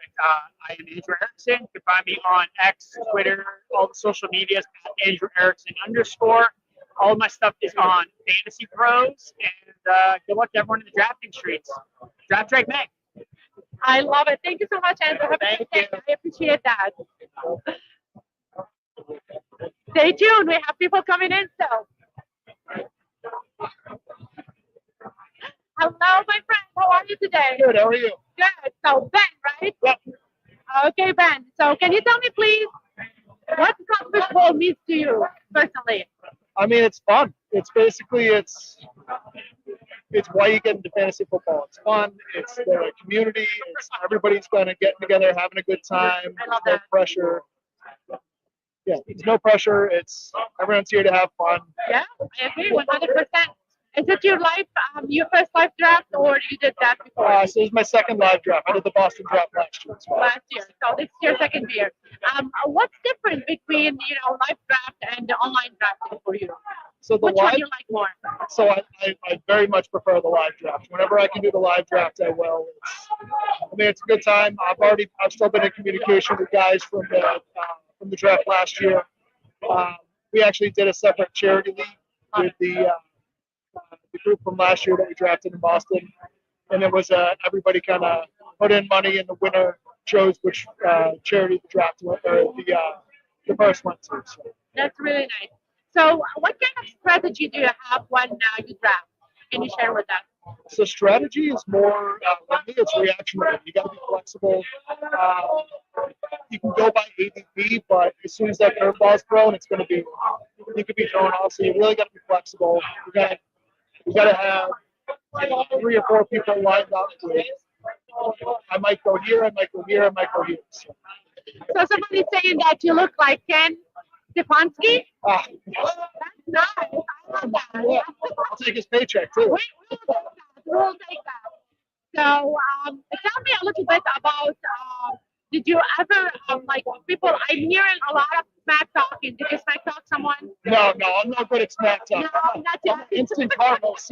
As soon as I smack talk anyone, it's instant karma, and There was I'm always in nothing. trouble with that. Yeah. How about stealing someone's pick? Oh, as soon as I came in, the first two people that I met were actually in my division. I'm at pick 8. They were 7 and 9. So all we've been doing is stealing each other's picks. First two people, I was like, you're gonna start me and you're gonna start me. I love that. What can you share more about, the Scottish Bowl life? What, like, people talk a lot about the life drafting, that it's like you see, it's overwhelming and stuff like that. How can you tell people that never came to a life draft? What can you tell them to say that this is really like fun? Yeah, I will always recommend the live draft. This is my second one, and it's anyone who's nervous, like, hey, I don't know anyone who's at this draft. Immediately as you walk in, people are introducing themselves, saying hello.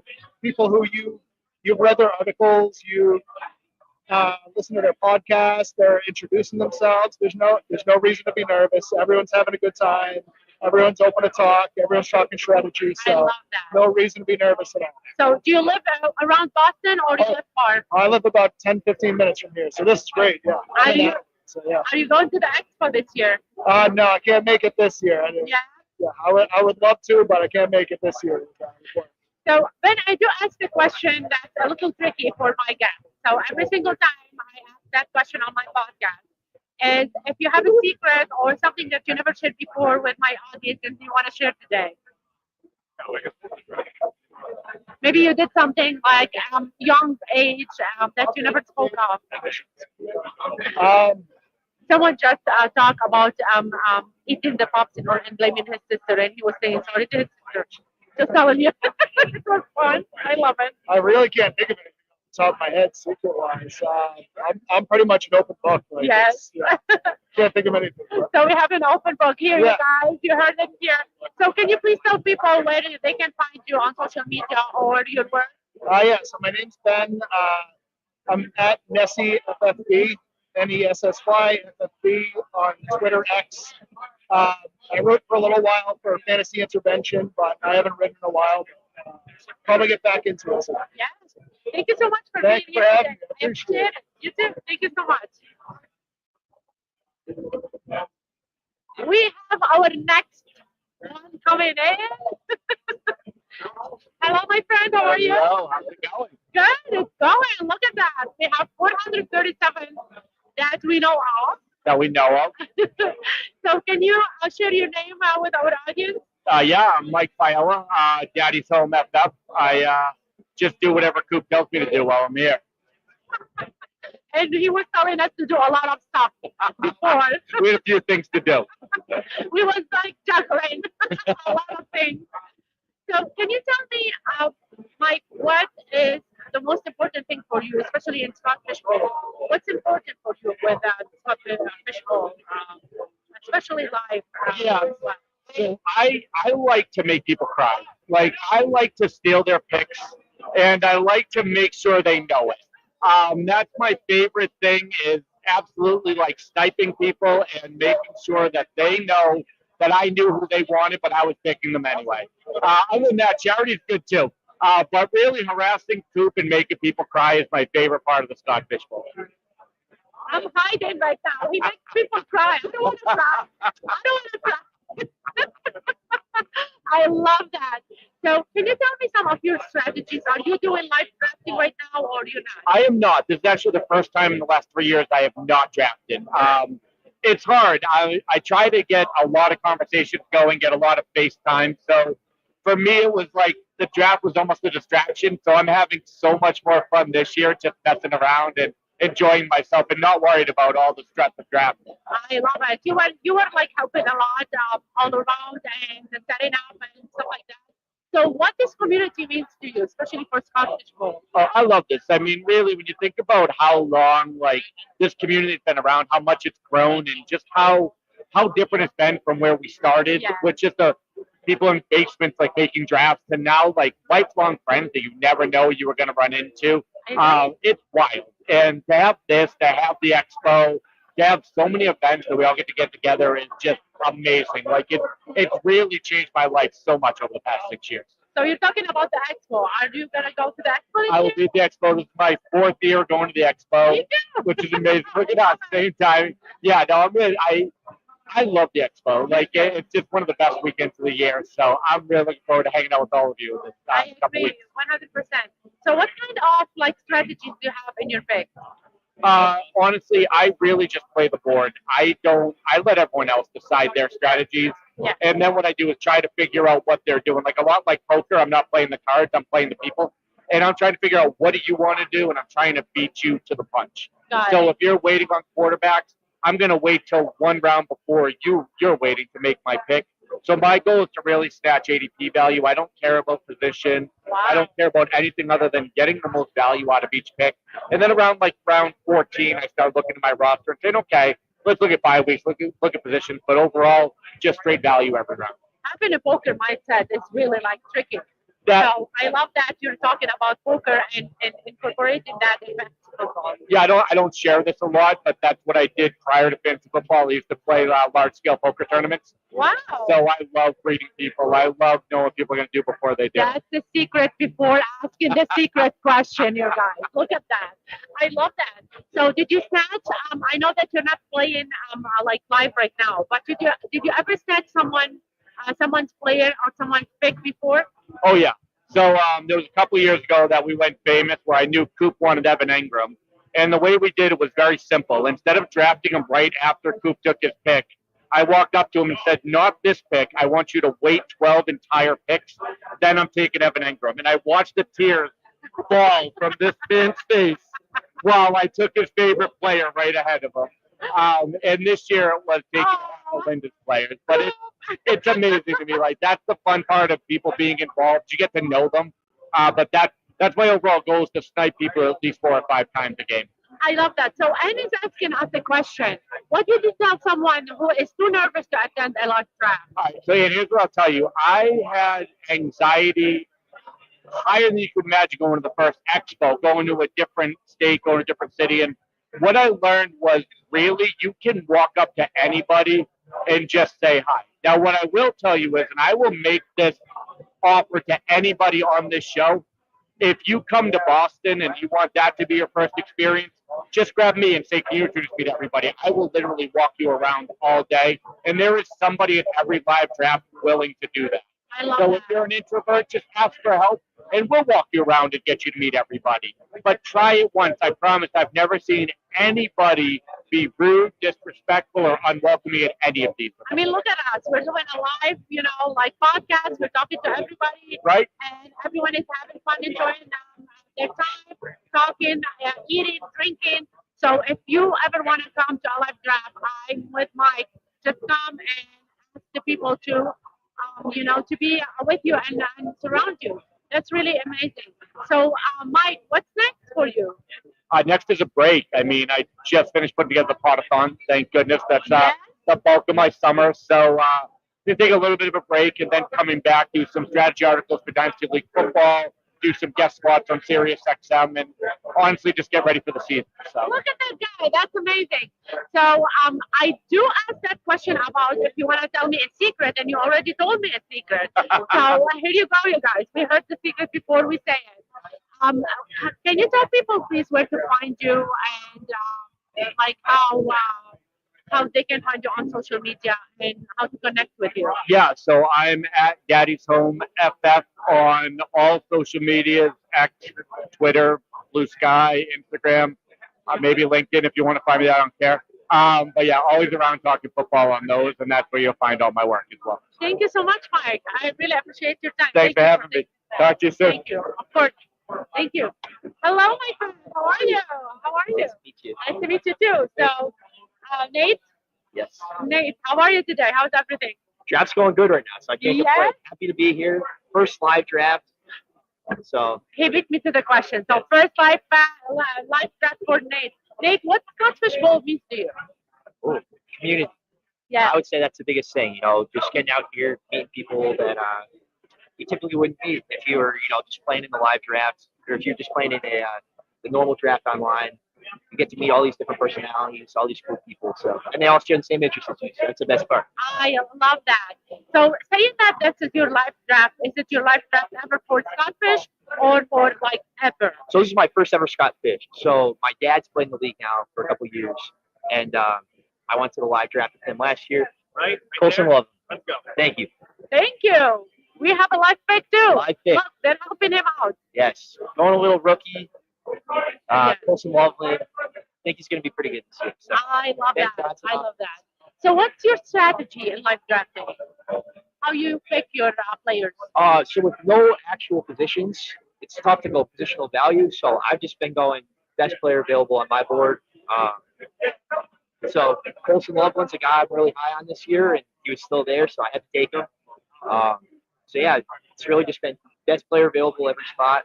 I love that. I stuck a QB in there just to get one of them, but yeah. Did you ever see someone's pick or someone stole your pick? Yes. Yeah, I've had a couple my picks stolen so far. No. Yeah, I drafted Baker Mayfield. I was trying to get the Baker Mike Evans stack, and I missed out by a couple picks. So that was a couple of them. Other than that, I'm happy with how the draft's going so far. That's amazing. So did you smack talk someone or someone smack talk you with taking away their player? Honestly, it's been pretty respectful over there. I was expecting a little more smack talk, talking, but no, it's been a little, it's been very kind of calm, and I like it right now. I like it, but maybe when I get back, I'll throw in a couple chirps. Oh, look at that! So after the live podcast, we will put some chirps out there. So Nick, what can you tell me? Especially that it's your first live draft. What can you tell me about the atmosphere? And for people were asking if they never came for a live draft before, especially that this is your first. What can you tell them, and how can you tell them to come instead of just being home and drafting from online? Yeah, it's awesome. It's a whole different experience. Like I kind of talked about earlier, meeting all these people that you talk in the Discord or on Twitter too. Yeah. So really just getting to put names and faces together. So then, when you're playing the whole rest of the season, you kind of know who you're familiar with who you're actually playing with. And like I said, so I was at the live draft last year, but not as a player, just as a spectator. So it's cool now coming back. It's my first year drafting, but I see some familiar faces. Yes. But this is my first year drafting, so it's a whole different vibe. I mean, the hat this year's awesome. We got all these amazing prizes. The food is amazing here. It Drinks is. have been It's really great. good. So, I love that. Can you please so usually when I have my guests, I ask them a question, a trick question. okay. So it's up to you if you want to answer yeah. it or not. Do you have a secret or something that you did maybe at a younger age that you never shared before and you want to share it with our guests today? About fantasy football? It can be personal or people are anything? sharing a lot about fantasy football. But Okay. it can be that if you want. So when I was young, I've always been a big sports guy, personally. Yes. And when I was 5, 6 years old, when I first, kind of figured out how to use the internet, I would just research the most ridiculous stats, like years that people won Super Bowls and MVPs, Heisman, and stuff like that. So I would just be walking into my kindergarten class talking about, Super Bowl MVPs. People would be like, "What?" It was always fun. But That's amazing. Can you share, please, with everybody where they can find you on social media, your work, maybe, or anything? yeah. So social media's just my first last name, Nate Homans. I do own a golf apparel. Can I do a little shout out? Of course, anything. It's your stage. So I own a golf apparel company. It's called Hit the Links. We film content. We create golf apparel, polos, hats, hoodies, t-shirts. Nice. It's me and one of my buddies. We went to college together. We're trying to grow it. We launched officially in January. It took a little year and a half of prep to get us to the point of launch. And so That's we're just trying to grow the company. And so if you want to support a young entrepreneur, Please support. Can you share it again so people can hear it? So it's called Hit the Links on socials, on everything, website. Find us everywhere at Hit the Links. hit the links. Awesome job. Thank you so much, Nick, Of for course. being here. It's great I to really meet you. appreciate it. Thank you. Have a good day. That's awesome. I love it. So they're trying to, to build their new, uh, like website. Hit the link.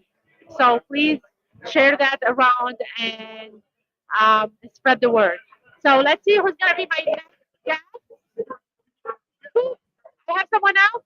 Who's my next guest? If Bob is ready too, I think we have Bob.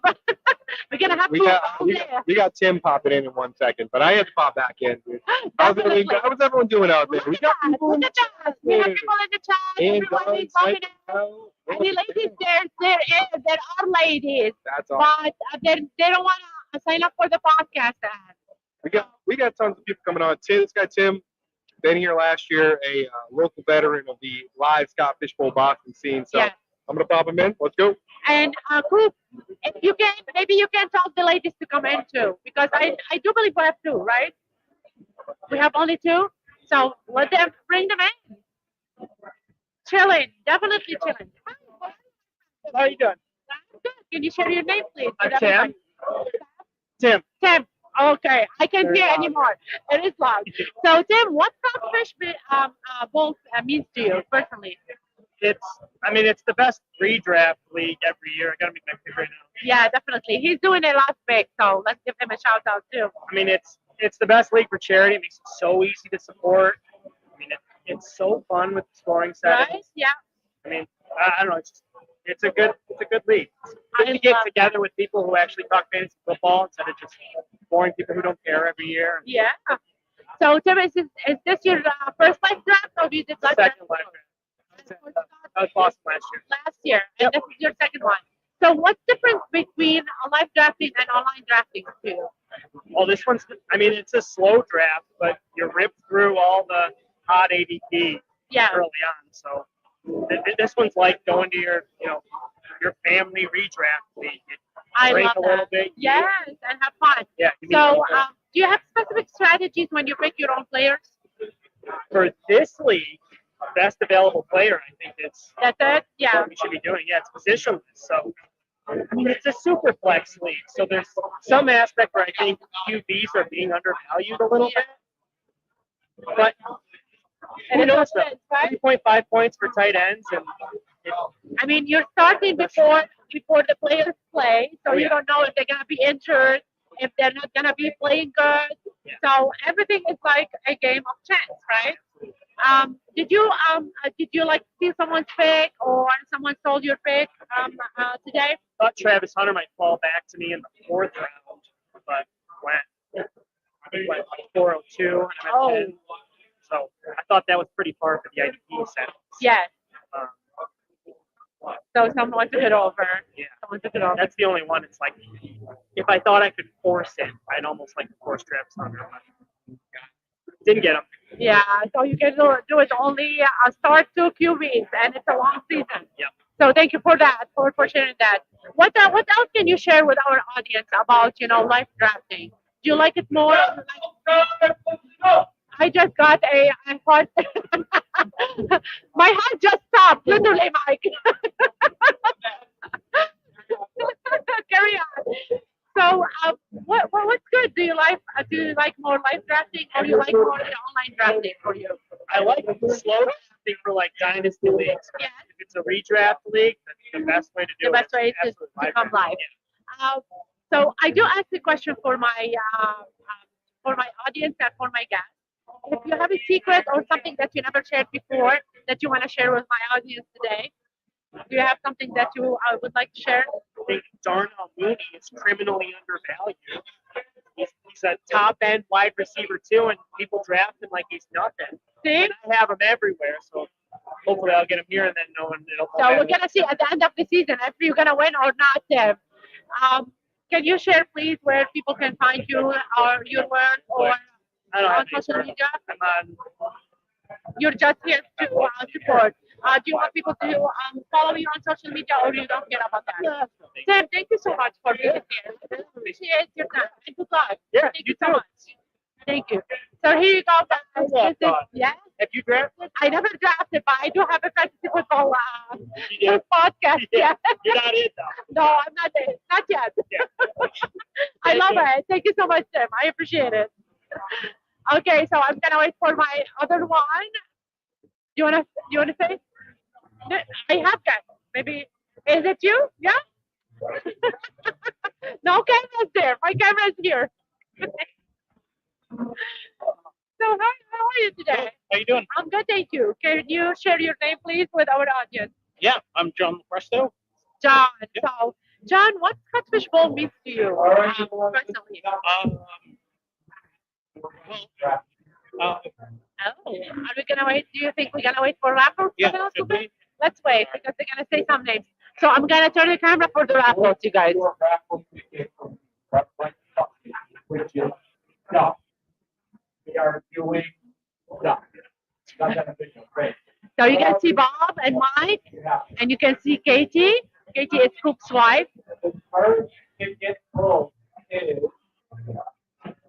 1, 3, 2, 8, 8, 3, 5, 0. Come get your stuff. Let's go. Who got the first one? 8, 8, 3, 5, 0. I think it's JJ. Woo! Bye, JJ.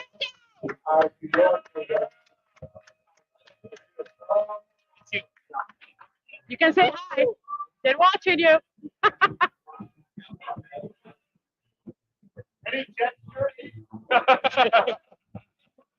Go, JJ. Let's go.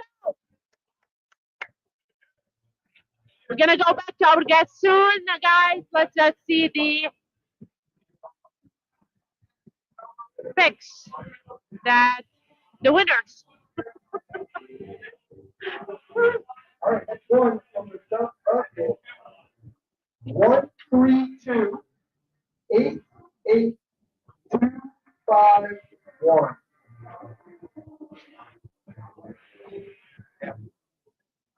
8, 5, 1. 8, 2, 5, 1. You have that one. I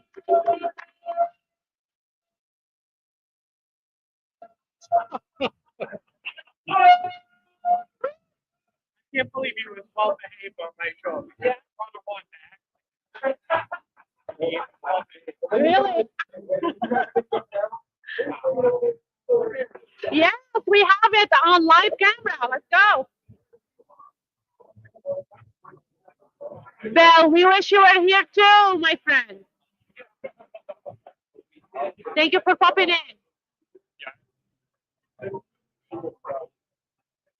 1, 3, 2, 8, 8, 6. Can you please show your gift to our audience? Can you show the gift? Woo, look at that. Yes. Yes, that's awesome. Yes.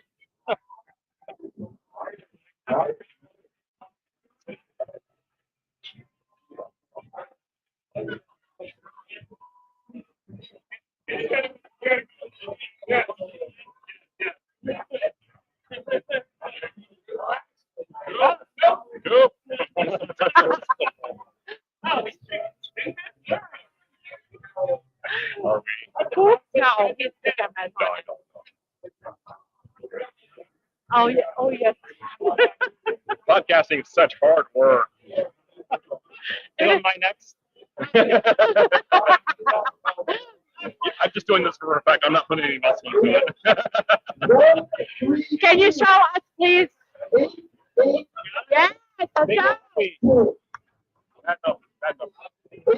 Back up. 6, 2, 4 numbers.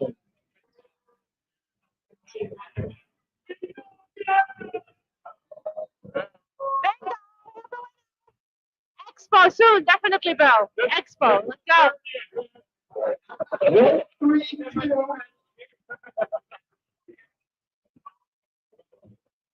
Think I win again? Yeah. Good for him. I win the game. I love love that. Let's show it. Let's show it. Yeah. Let's go. Shake it, Kate. Yes. I love it.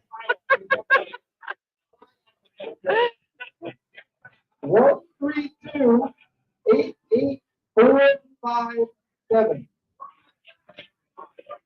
Yeah, your name. Last four. 457. Go.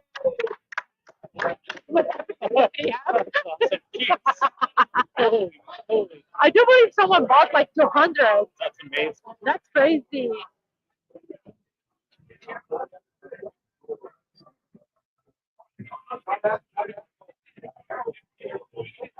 Under the table, yeah. Yeah, that guy had like an 87% chance to win. Definitely, I agree. But someone won twice. Yeah, right. I won a couple years ago. I won Yeah. like a $500 gift card to Under. Wow. Yeah. That's amazing. Yeah. I love they have like really, really cool gifts in here. Yeah. Oh, they're all. Oh, they are all like dropping on the ground. Maybe we can ask some questions until they figure out what's going on. So let's see. Let's see. What Scott Fishbowl means to you personally? Yeah. So for me, my family actually had a tragedy. There was a young person in my family who had an accident and passed away. And I connect Scott Fishbowl with that. Like I look at it as an opportunity to make sure that I'm remembering them. That raising money for kids is obviously a really good feeling considering that happened. I'm so sorry for the loss. Yeah, no, I I- honor someone's name. But, It's really but it's like one of those commendable. things where you try to look for positives in Yeah. a bad situation, and so I've tried to do that. I've tried to connect with it that way, and so that has been really meaningful. So this is really close to your heart. Yeah, definitely. yeah, it is. That's Yeah. amazing. Is that your first life draft or you did it before? No, this is my third life draft. Yeah, Or Scott Fishbowl? yeah, yeah. So what's the difference? What can you tell someone like a difference between live drafting and online drafting? What's the difference between the two of them? Yeah, that's a good question. So I would say the difference is you have the people who come to the live drafts are pretty sharp, but they also are willing to experiment. You definitely have to come in with a strategy to a live draft more so than a slow draft online. Yeah. Because everybody's sharp, everybody knows what they're doing. You're not going to have guys slip 2 or 3 rounds. It just doesn't play out that way. So you have to come in with somewhat of an idea of what you might do if you need to pivot.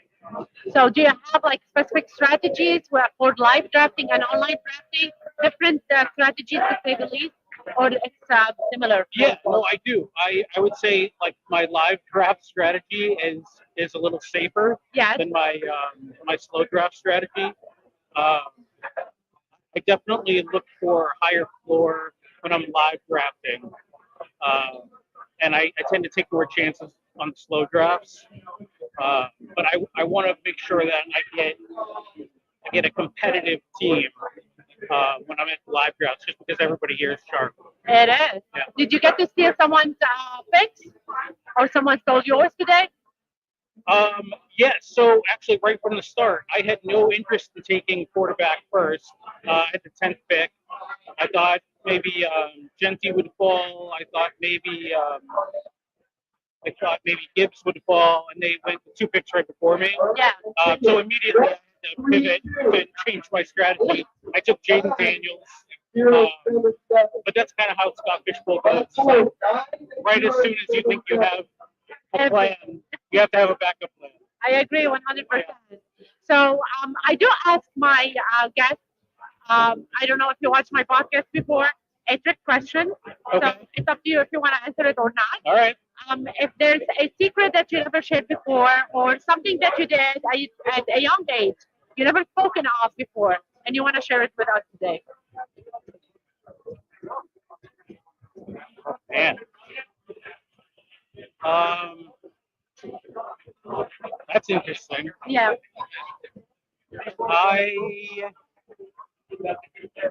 I I I was once like an hour and a half late for work when I was in high school because I had to. Well, I didn't have to, but I stopped and helped the woman who was stuck in the snow. Oh, She that's sweet. was like 80 something years old, and she had skidded off the road, and her door was wedged up against the snowbank. Uh, Anyway, I dug her out with just my hands. Ended up being like late for work, got in trouble. But yeah, I don't think I've told that story before. Wow, that's amazing. That's what a good Samaritan would do. Yeah. That's really amazing. Yeah. I love that. Can you share, please, with our audience where they can find you on social media, your work, if you have any work that Yeah. you want to share Yeah, and shout out for? a plug out there. So you can find me on Twitter. I'm at the John Lepresto. And I do dynasty rankings for Fantasy Six Pack. Nice. And that's a really good site. It's run by a guy named Joe Bond, and he's always in the top 5 of the Fantasy Pros accuracy for baseball, football. They have some really good writers over there. Yeah, so that's where you can find me. I really appreciate that. Yeah. Thank you so much for your time. Yeah, Thank thanks you. very much. Thank you. Have a good All right, day. yeah, you too. Thanks. Good luck. Thank you. So here you go, guys. I'm gonna go back to the drafting and the gifts. So let's see what's going on up there with Coop. Yeah, that's cool for you guys. So let's see what's going on. Look at that. Everybody is trying to win something.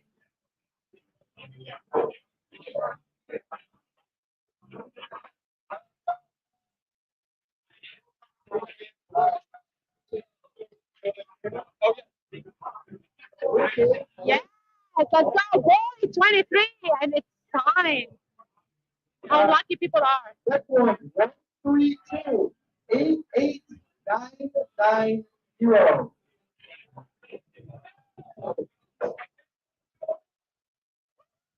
People are winning. If you never did a Scott Fishbowl live draft, this is the way to go. You have to come next year and do a live draft, you guys. That's how fun it is. Everybody is in, having fun, enjoying their time. That's an amazing thing to do.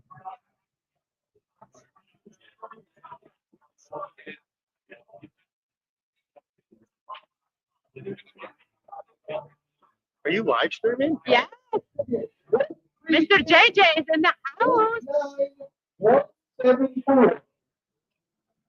Can you turn the camera around? It's on Coop. I will turn it definitely.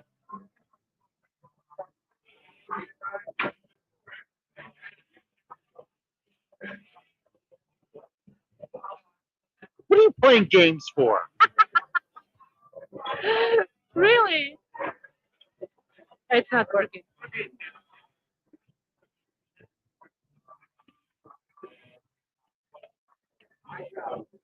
Is the Yes, let's go. I love this.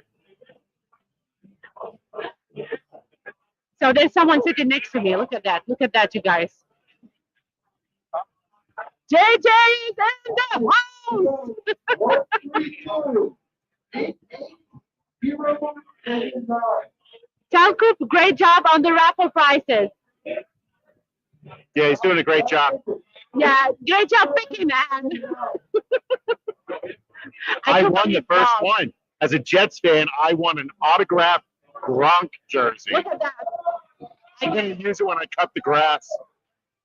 Someone won. So let's see. I'm learning.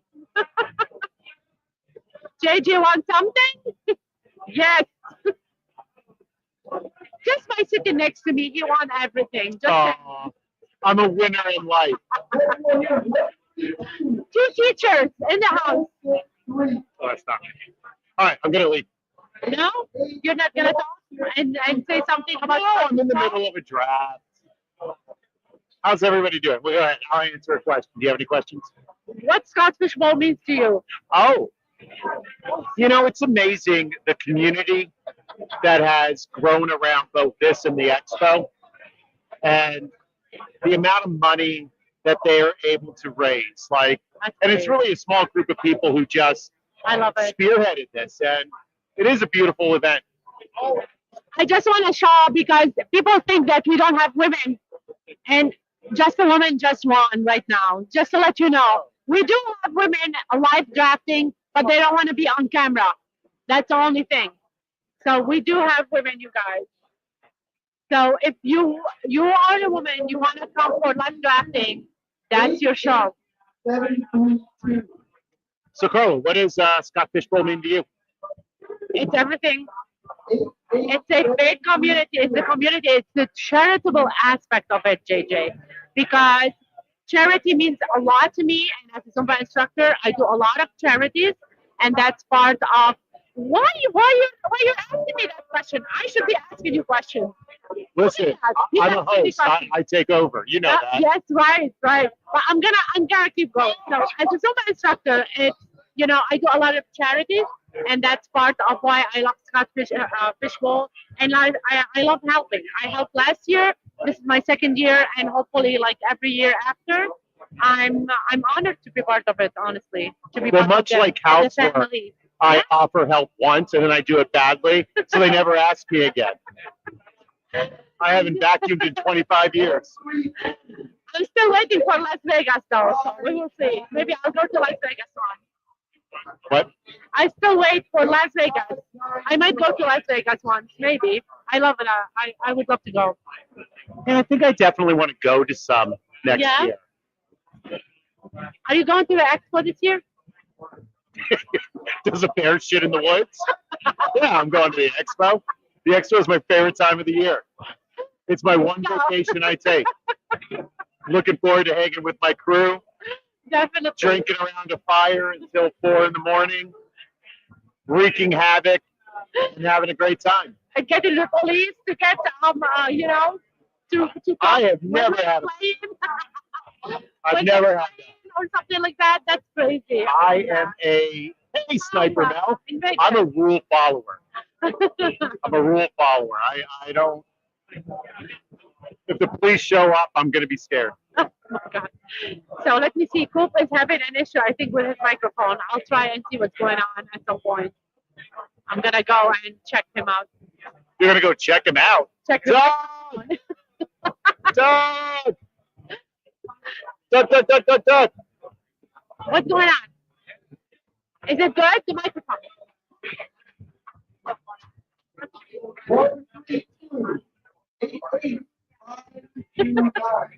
Oh, let's go to Coop. It was nice. Bye, everybody. Gonna go back out to the Sahara out there. It is. It's too hard. How did he get the one? I think they What? They won it because all the tables were here. No. Oh, they're stacked. Well, I don't like sweating through everything. I had to put sunscreen on. Sauna.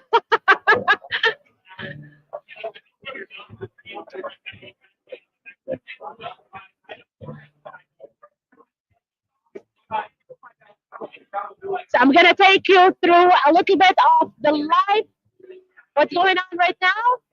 So we're gonna go around, look at Coop and his wife, saying hello to everybody. Everybody is outside. We have outside crew. We have inside crew. We have a window.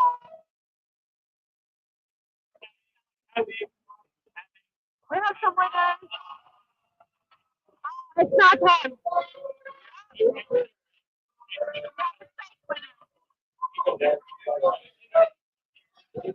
And then, I don't know if you can see up there.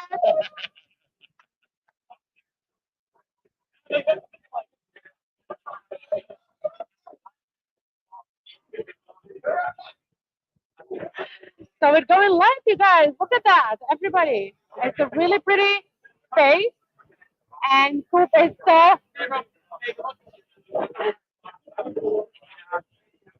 I'm gonna move my hand. 132. 88607. Oh my God! And yeah, he saw that. Russ, who's Russ? I'm gonna have more people coming in. We're gonna have like a couple more minutes, and we will get people coming in to talk. We're gonna have Bob as well. So stay tuned, you guys.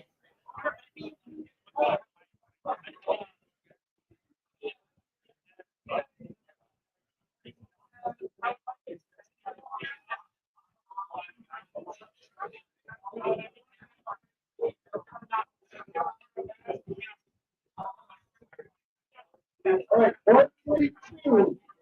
88028.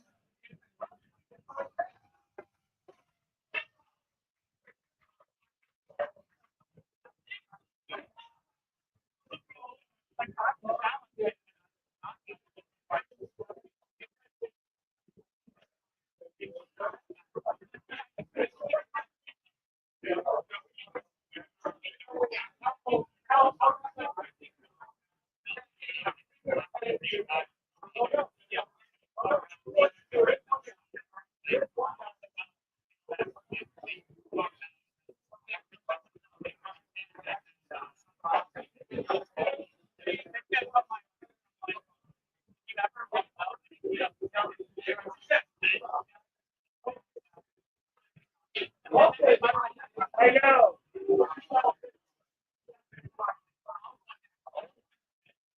32. 885.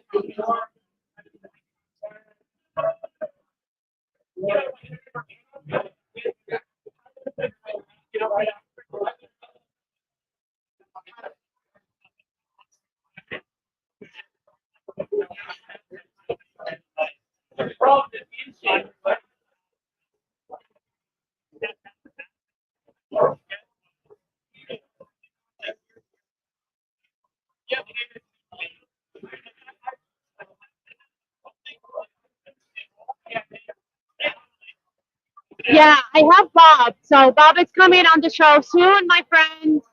But they're doing the picks right now. So we're gonna wait for a couple more minutes, and we will see who's coming next. So stay tuned.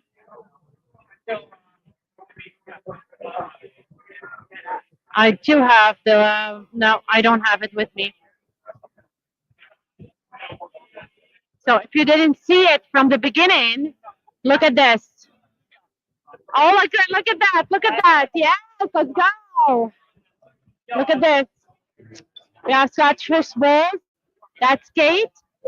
Cook's wife. She made these. They are so beautiful. The winners getting to pick what they want. No, they put I think they put them in, and they will give them what's next. So whatever they have on the table, I think it's going like back to back. So whatever they put, and they have like gift cards, and they asking them whatever you want to pick, so they can take it. And I do believe right now he's asking him if he wants the ring or he wants a gift card. So I do believe this is what's happening. 89209.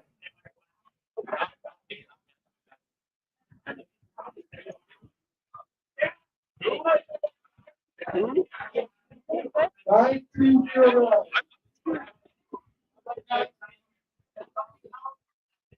How you doing?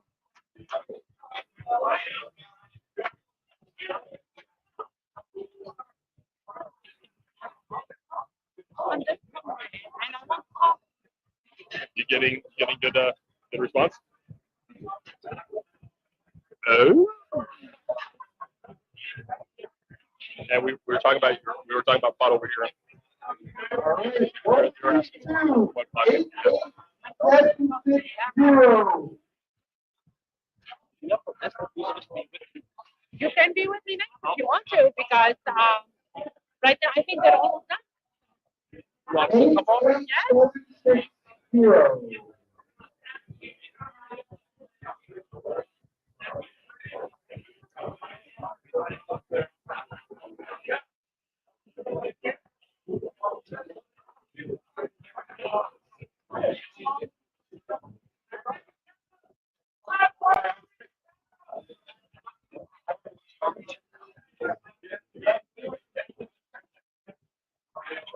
8760.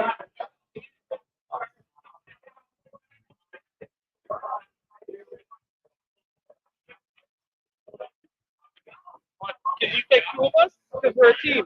Of course. I mean, if you can grab a chair, We're a small chair.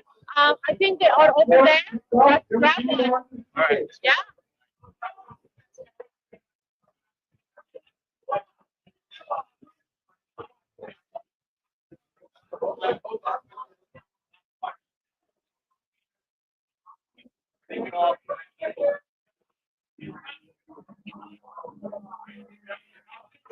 We're almost done with the pick. We're gonna go with it again. 88511. Yeah, we're looking around.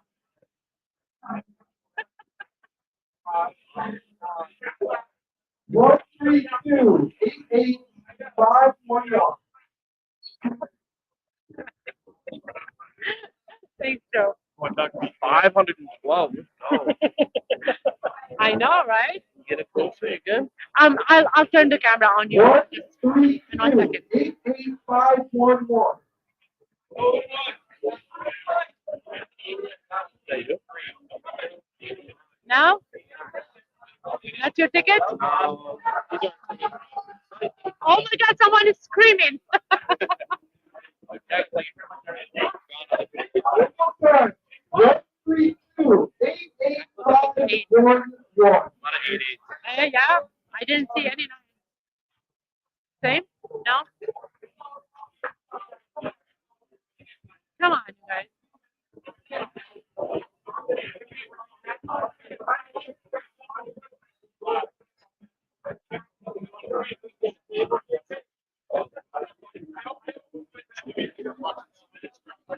Okay, I think they're done. Let's go. I think we are ready to roll. So let's roll. So I'm gonna keep the camera on you guys. Want to be in? It's fine. I have two of you, so they know me already. I love it. So can you please share your names? Yeah, I'm Steve Michelson. Ross Nestle. So Steve and Ross. So I'm gonna start with Steve first, and then Ross the same question. What Scottish Bowl means to you? It means a ton. We were so excited the first time. The first time we tried to apply to get in, we made it into the satellite. So we had to win the satellite to get into the next one. So we applied again, and Scottish Bowl 11, we made it in, and I have it in a frame. It meant so much to us. So it's awesome to give back. It's an honor to be here to draft with all these fine folks and just be a part of something special. I love that. Let's see what Coop is saying because his voice is louder than anybody. All right. Okay. Okay, we'll give you a second. So let's ask you the same question. What Scottish means to you? Sure.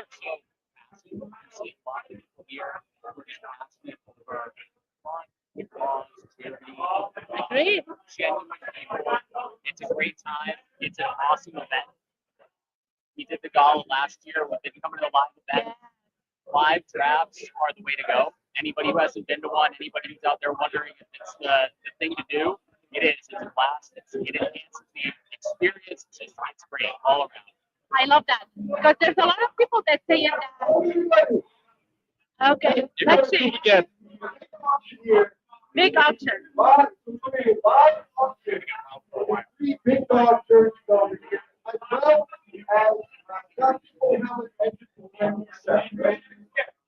Okay, so three big stars. Next year's Scottish Bowl. Imagine if we win one of the big ones live on air. That's gonna be crazy. That'd be exciting. That's gonna be crazy. Big star epic big star. Yeah. Big star. All right. So we go with yellow jersey, So let's go with the live one. I do believe people would love to see that. So hopefully you have time. We have time. We do. So live auction, guys. Live auction. Let's go. Except when you play the I'm gonna show you what's going on. What they have. Look at that. 5, 2, 2 animal 30. 50 hours, 325. What's the live ball? And nobody got this whole spot. I thought there's 225 anybody out there, 2 animal autograph. Woo, look at that. All right, 225. Here we go. We have 250. Anybody, 250 autograph, 2 animal 30. And it's got people 16 spots. We're locking your spot for next year. Autograph 2, there's number 11, all the numbers. All right, 225. We are 250 anyway. Go quick. 250. Here you go. 250. Autograph 9. You are watching a live auction, guys. Live auction. Anybody out there? 275. 275. And then you want to start everything today. Yes. Excellent. Yes. We have anyone know what you want to autograph? They trained us in college. I was in theater. We had a fan class. 275. Last one. Go play. So, the answer was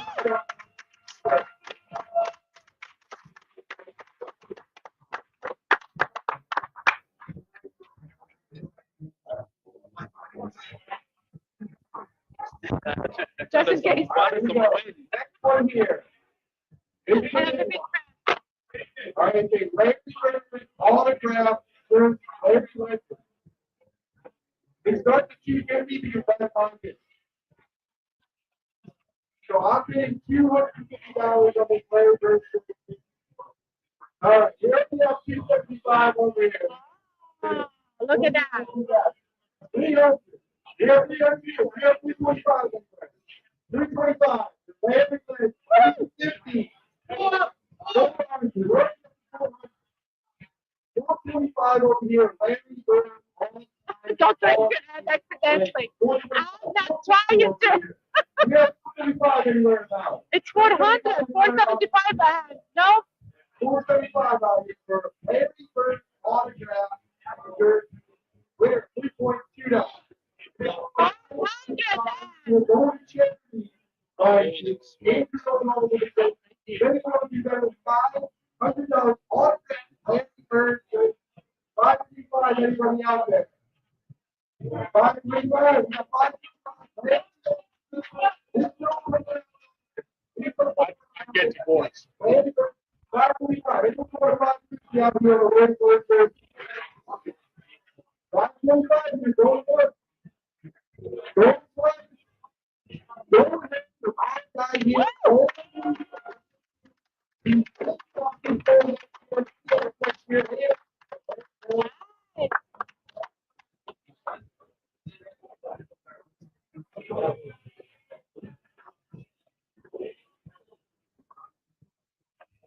One more. Let's go.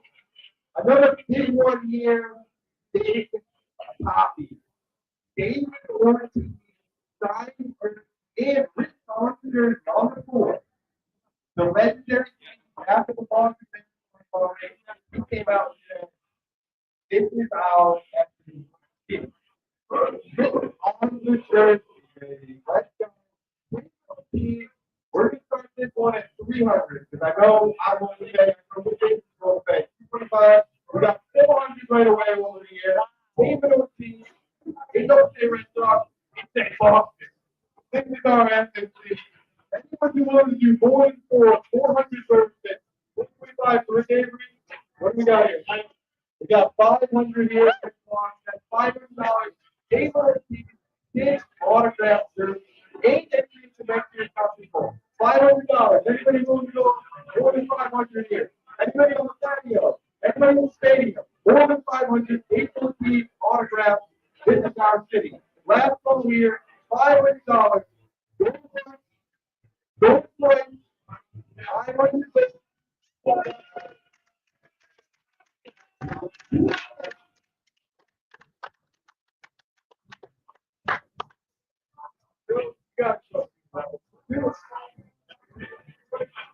wonder from where they get all of the merch. That's insane.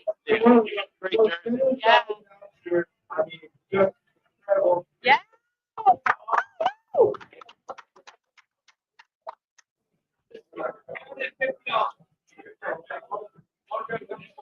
The camera is on you, so you're good. Who signed it? You know who signed it? No, Next year, I don't. I think it's maybe because yeah. Four charities get through it next year. We'll start at $50. But I get something on 40 minutes, $75. Looking at George for 75. I'll do 100 again. Not gonna be easy. Scottish helmet. Scottish. 145 over here. Anyone more? How much did it go? 75. Wow. Next year. We need to go 300 to beat them. Let's get you anybody else? Stay over here, 175. Here we go. 175. Autograph. Stop this full helmet. In next year. Oh, here we go. 200. Put over here. 200. Anything will go over 200. Autograph. Stop this full helmet. Guaranteed next year. 225 to win. 225. Anybody on the floor? 250 here, 250 from anybody out here. 250. Go for it. My Facebook and YouTube. 275. 275 over here. Yeah. 300. But I put it on 300 from the city of Boston. So, 300. Anyone want to go 300? On the offensive side, all right.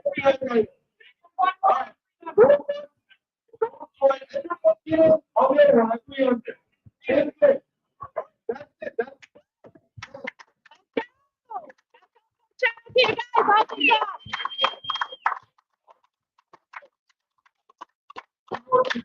How about that? Both of them 300. Let's go. Let's go. Let's go. Oh, I love that. Show them. That's awesome. Congratulations.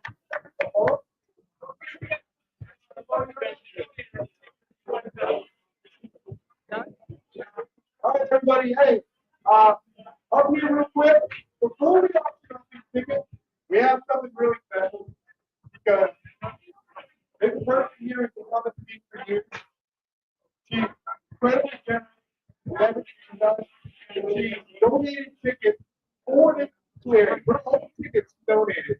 So we have something special for her. Kelly, get on up here.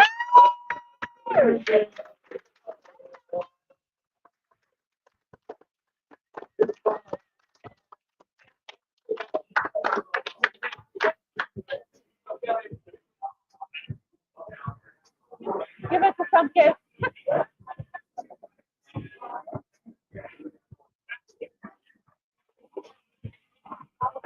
Okay, congratulations. Can you show it? Woo! Awesome. What's that?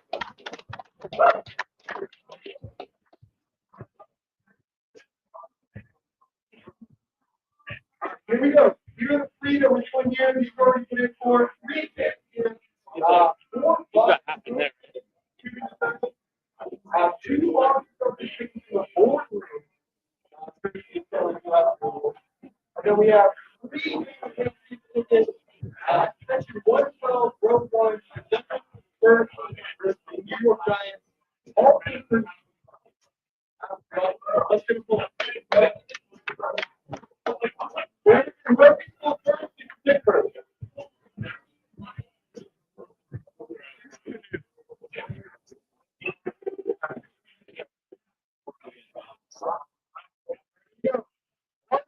Two, 88795.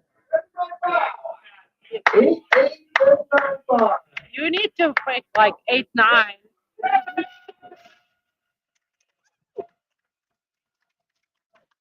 Go!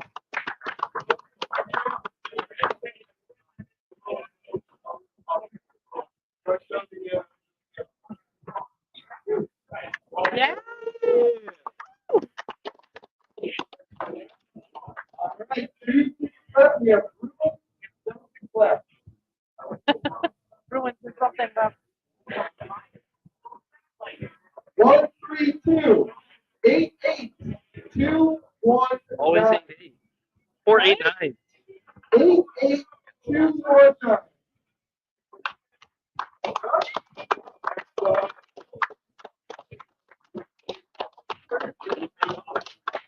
Good job, Dad. Sorry, don't actually went too big over to the left round, so I'm gonna have to go.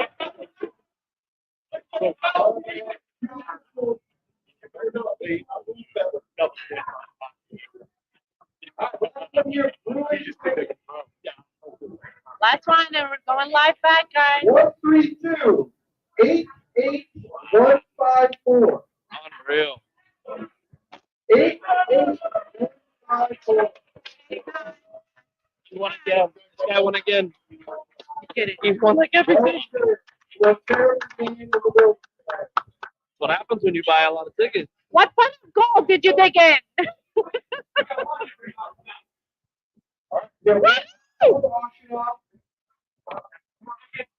Two tickets, Celtic, 4. I'll check. Let's go. $350. 400 to Bob Gilbert. 400 out here. 2 4 Celtic tickets. Big dog, Bobby only. 400 to Bob. You have 400. 450. 450 of that. I think you're waving. That's it. Bob, another 450. Everyone go to Ireland, 450. We got 500 here. 4 groups. Second.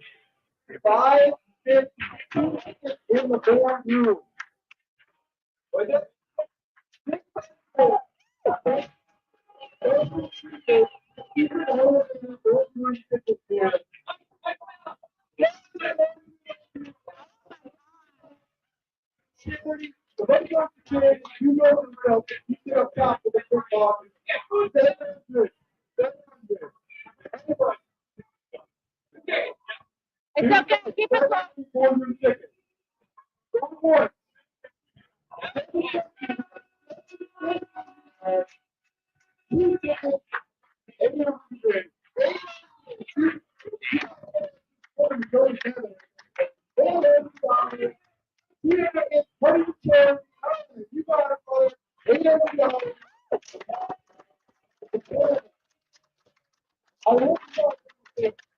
I want you guys to I'll be for $800.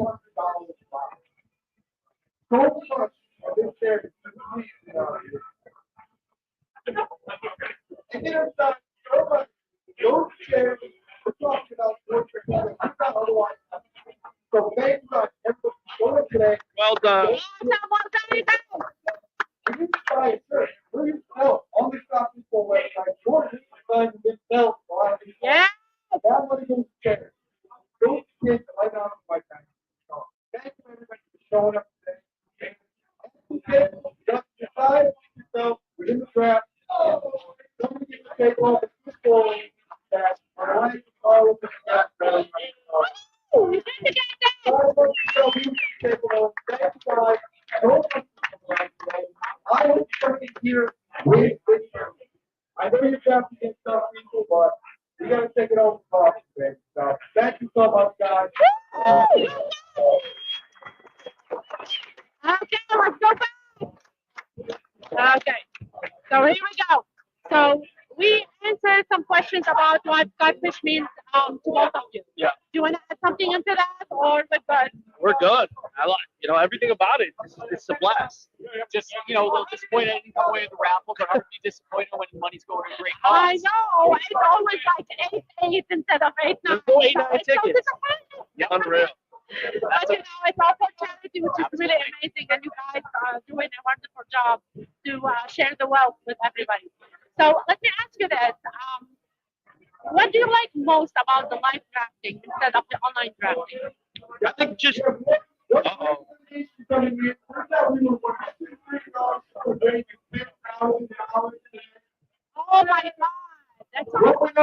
award was Bob Gilchrist, and I know we've already got people coming in, but let's play and we're going to bring our next one.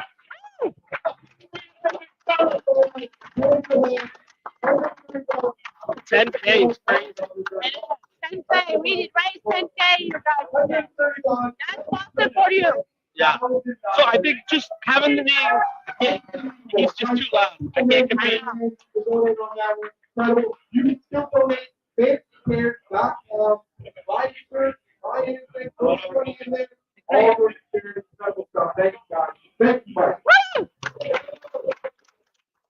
Just being able to come here live, doing it with Ross for all these years. We've been here since SF11, and it's just a great day. You know, it's just a good time. Just being able to, we take the ride up, we meet a couple times before, collaborate on what our thoughts are. We went 101 this year, but we've been in the middle of the draft, the end of the draft, so it's kind of fun to mix it up. So you drive from where? we were the 101 this year. Oh, yeah. Where'd we drive We from? come down from New Hampshire. But that's the other fun part is at these big live events, you hear other people's stories. We had the first one we went to, someone drove up from Maryland just to be at the Boston Live I Draft. know, yeah. There, and it's a good time. It draws everyone in. And camaraderie. It's great. I'm coming from Farmington, so I don't live in Boston, so that's part of it too. There you go. I love that. So what's your strategy into live drafting? What do you have, Rich? I think it really depends on what Scott likes to muster up for scoring, which he changes it up every year. So once he releases that, that's when we can start to have some good conversation and dialogue about where we want to go. Yeah. We went with Bijan at the 101, and I think looking around here, that was a consensus 101. And it was, for us, it was just the consistency of carries, touches, and receptions that he's gonna get this year. And it's great having two voices in the room. We've co-managed for 5 years now. We've been drafted in our own home league for over a decade, and just football knowledge, having someone else to bounce ideas off of, we think it gives us the best opportunity, best chance to win. So it's fun. So talking about strategies and stuff, did you get to see someone throw your face? I don't think anybody sniped us. Is there a snipe on us at all?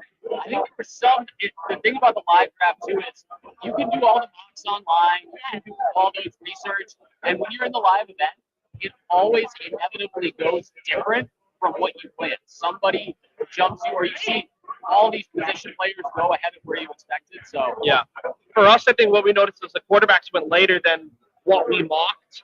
Quarterbacks went super early in the mocks that we did, and they went pretty later in the first round. So that kind of changed what we wanted to do. But nobody really sniped us.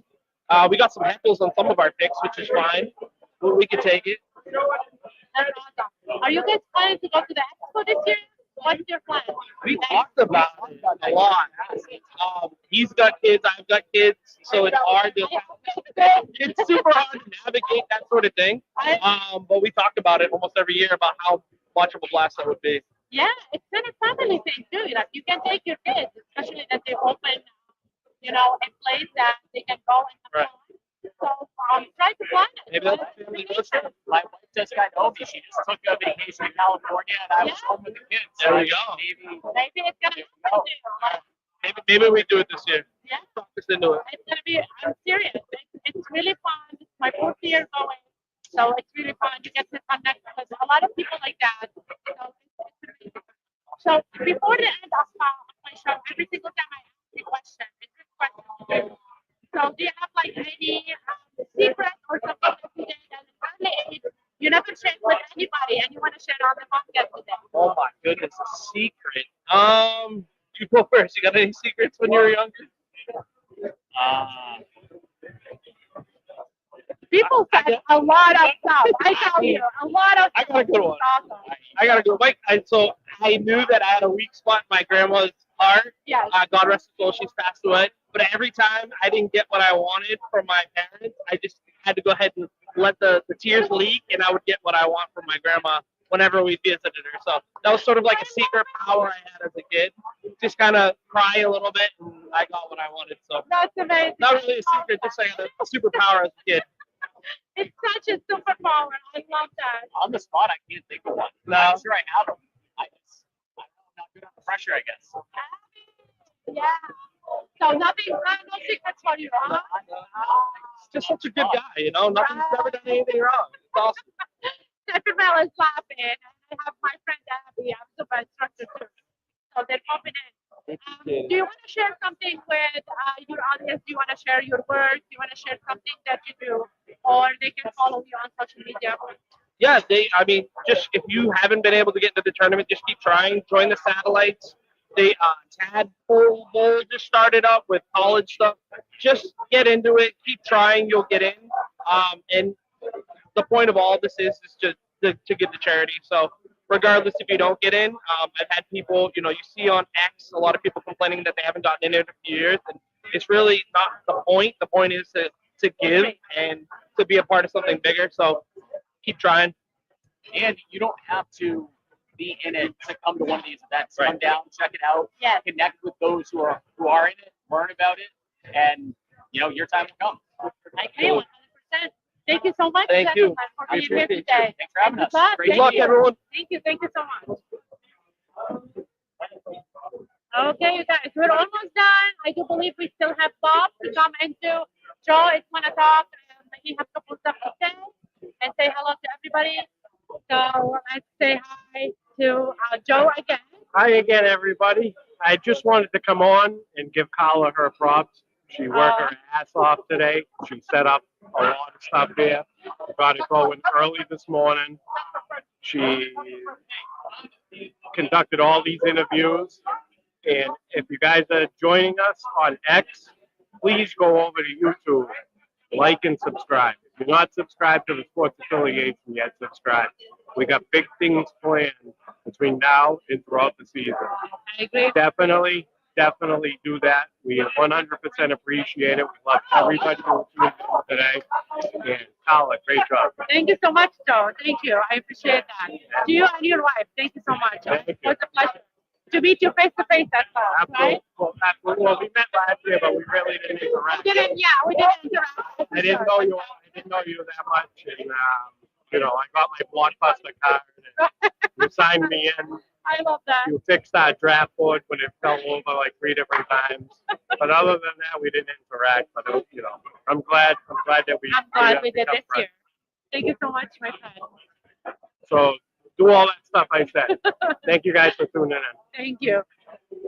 Bob, I think Bob. So we're gonna talk to Bob, and we're gonna take it off at some point.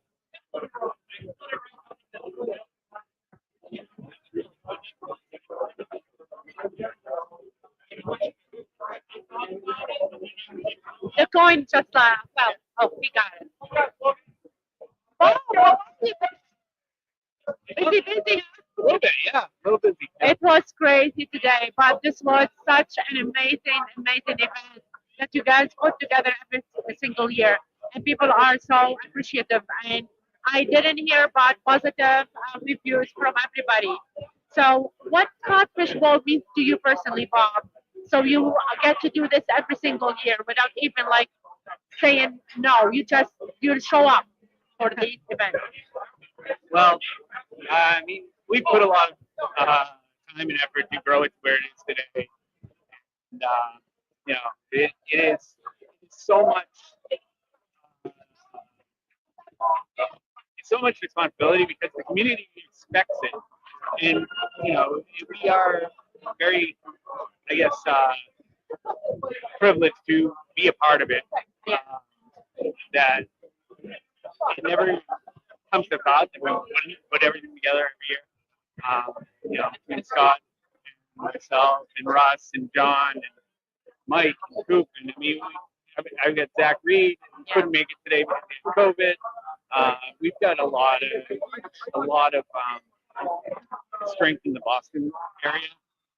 Not to mention we were in New York yesterday. There's a great event there. Scott and Russ are in. And Sal went to Philadelphia today. I don't think they're going to beat Boston, but we'll let them think they could. It brings us all together. I mean, no other sport does that. I agree. So someone is asking, where's Russ?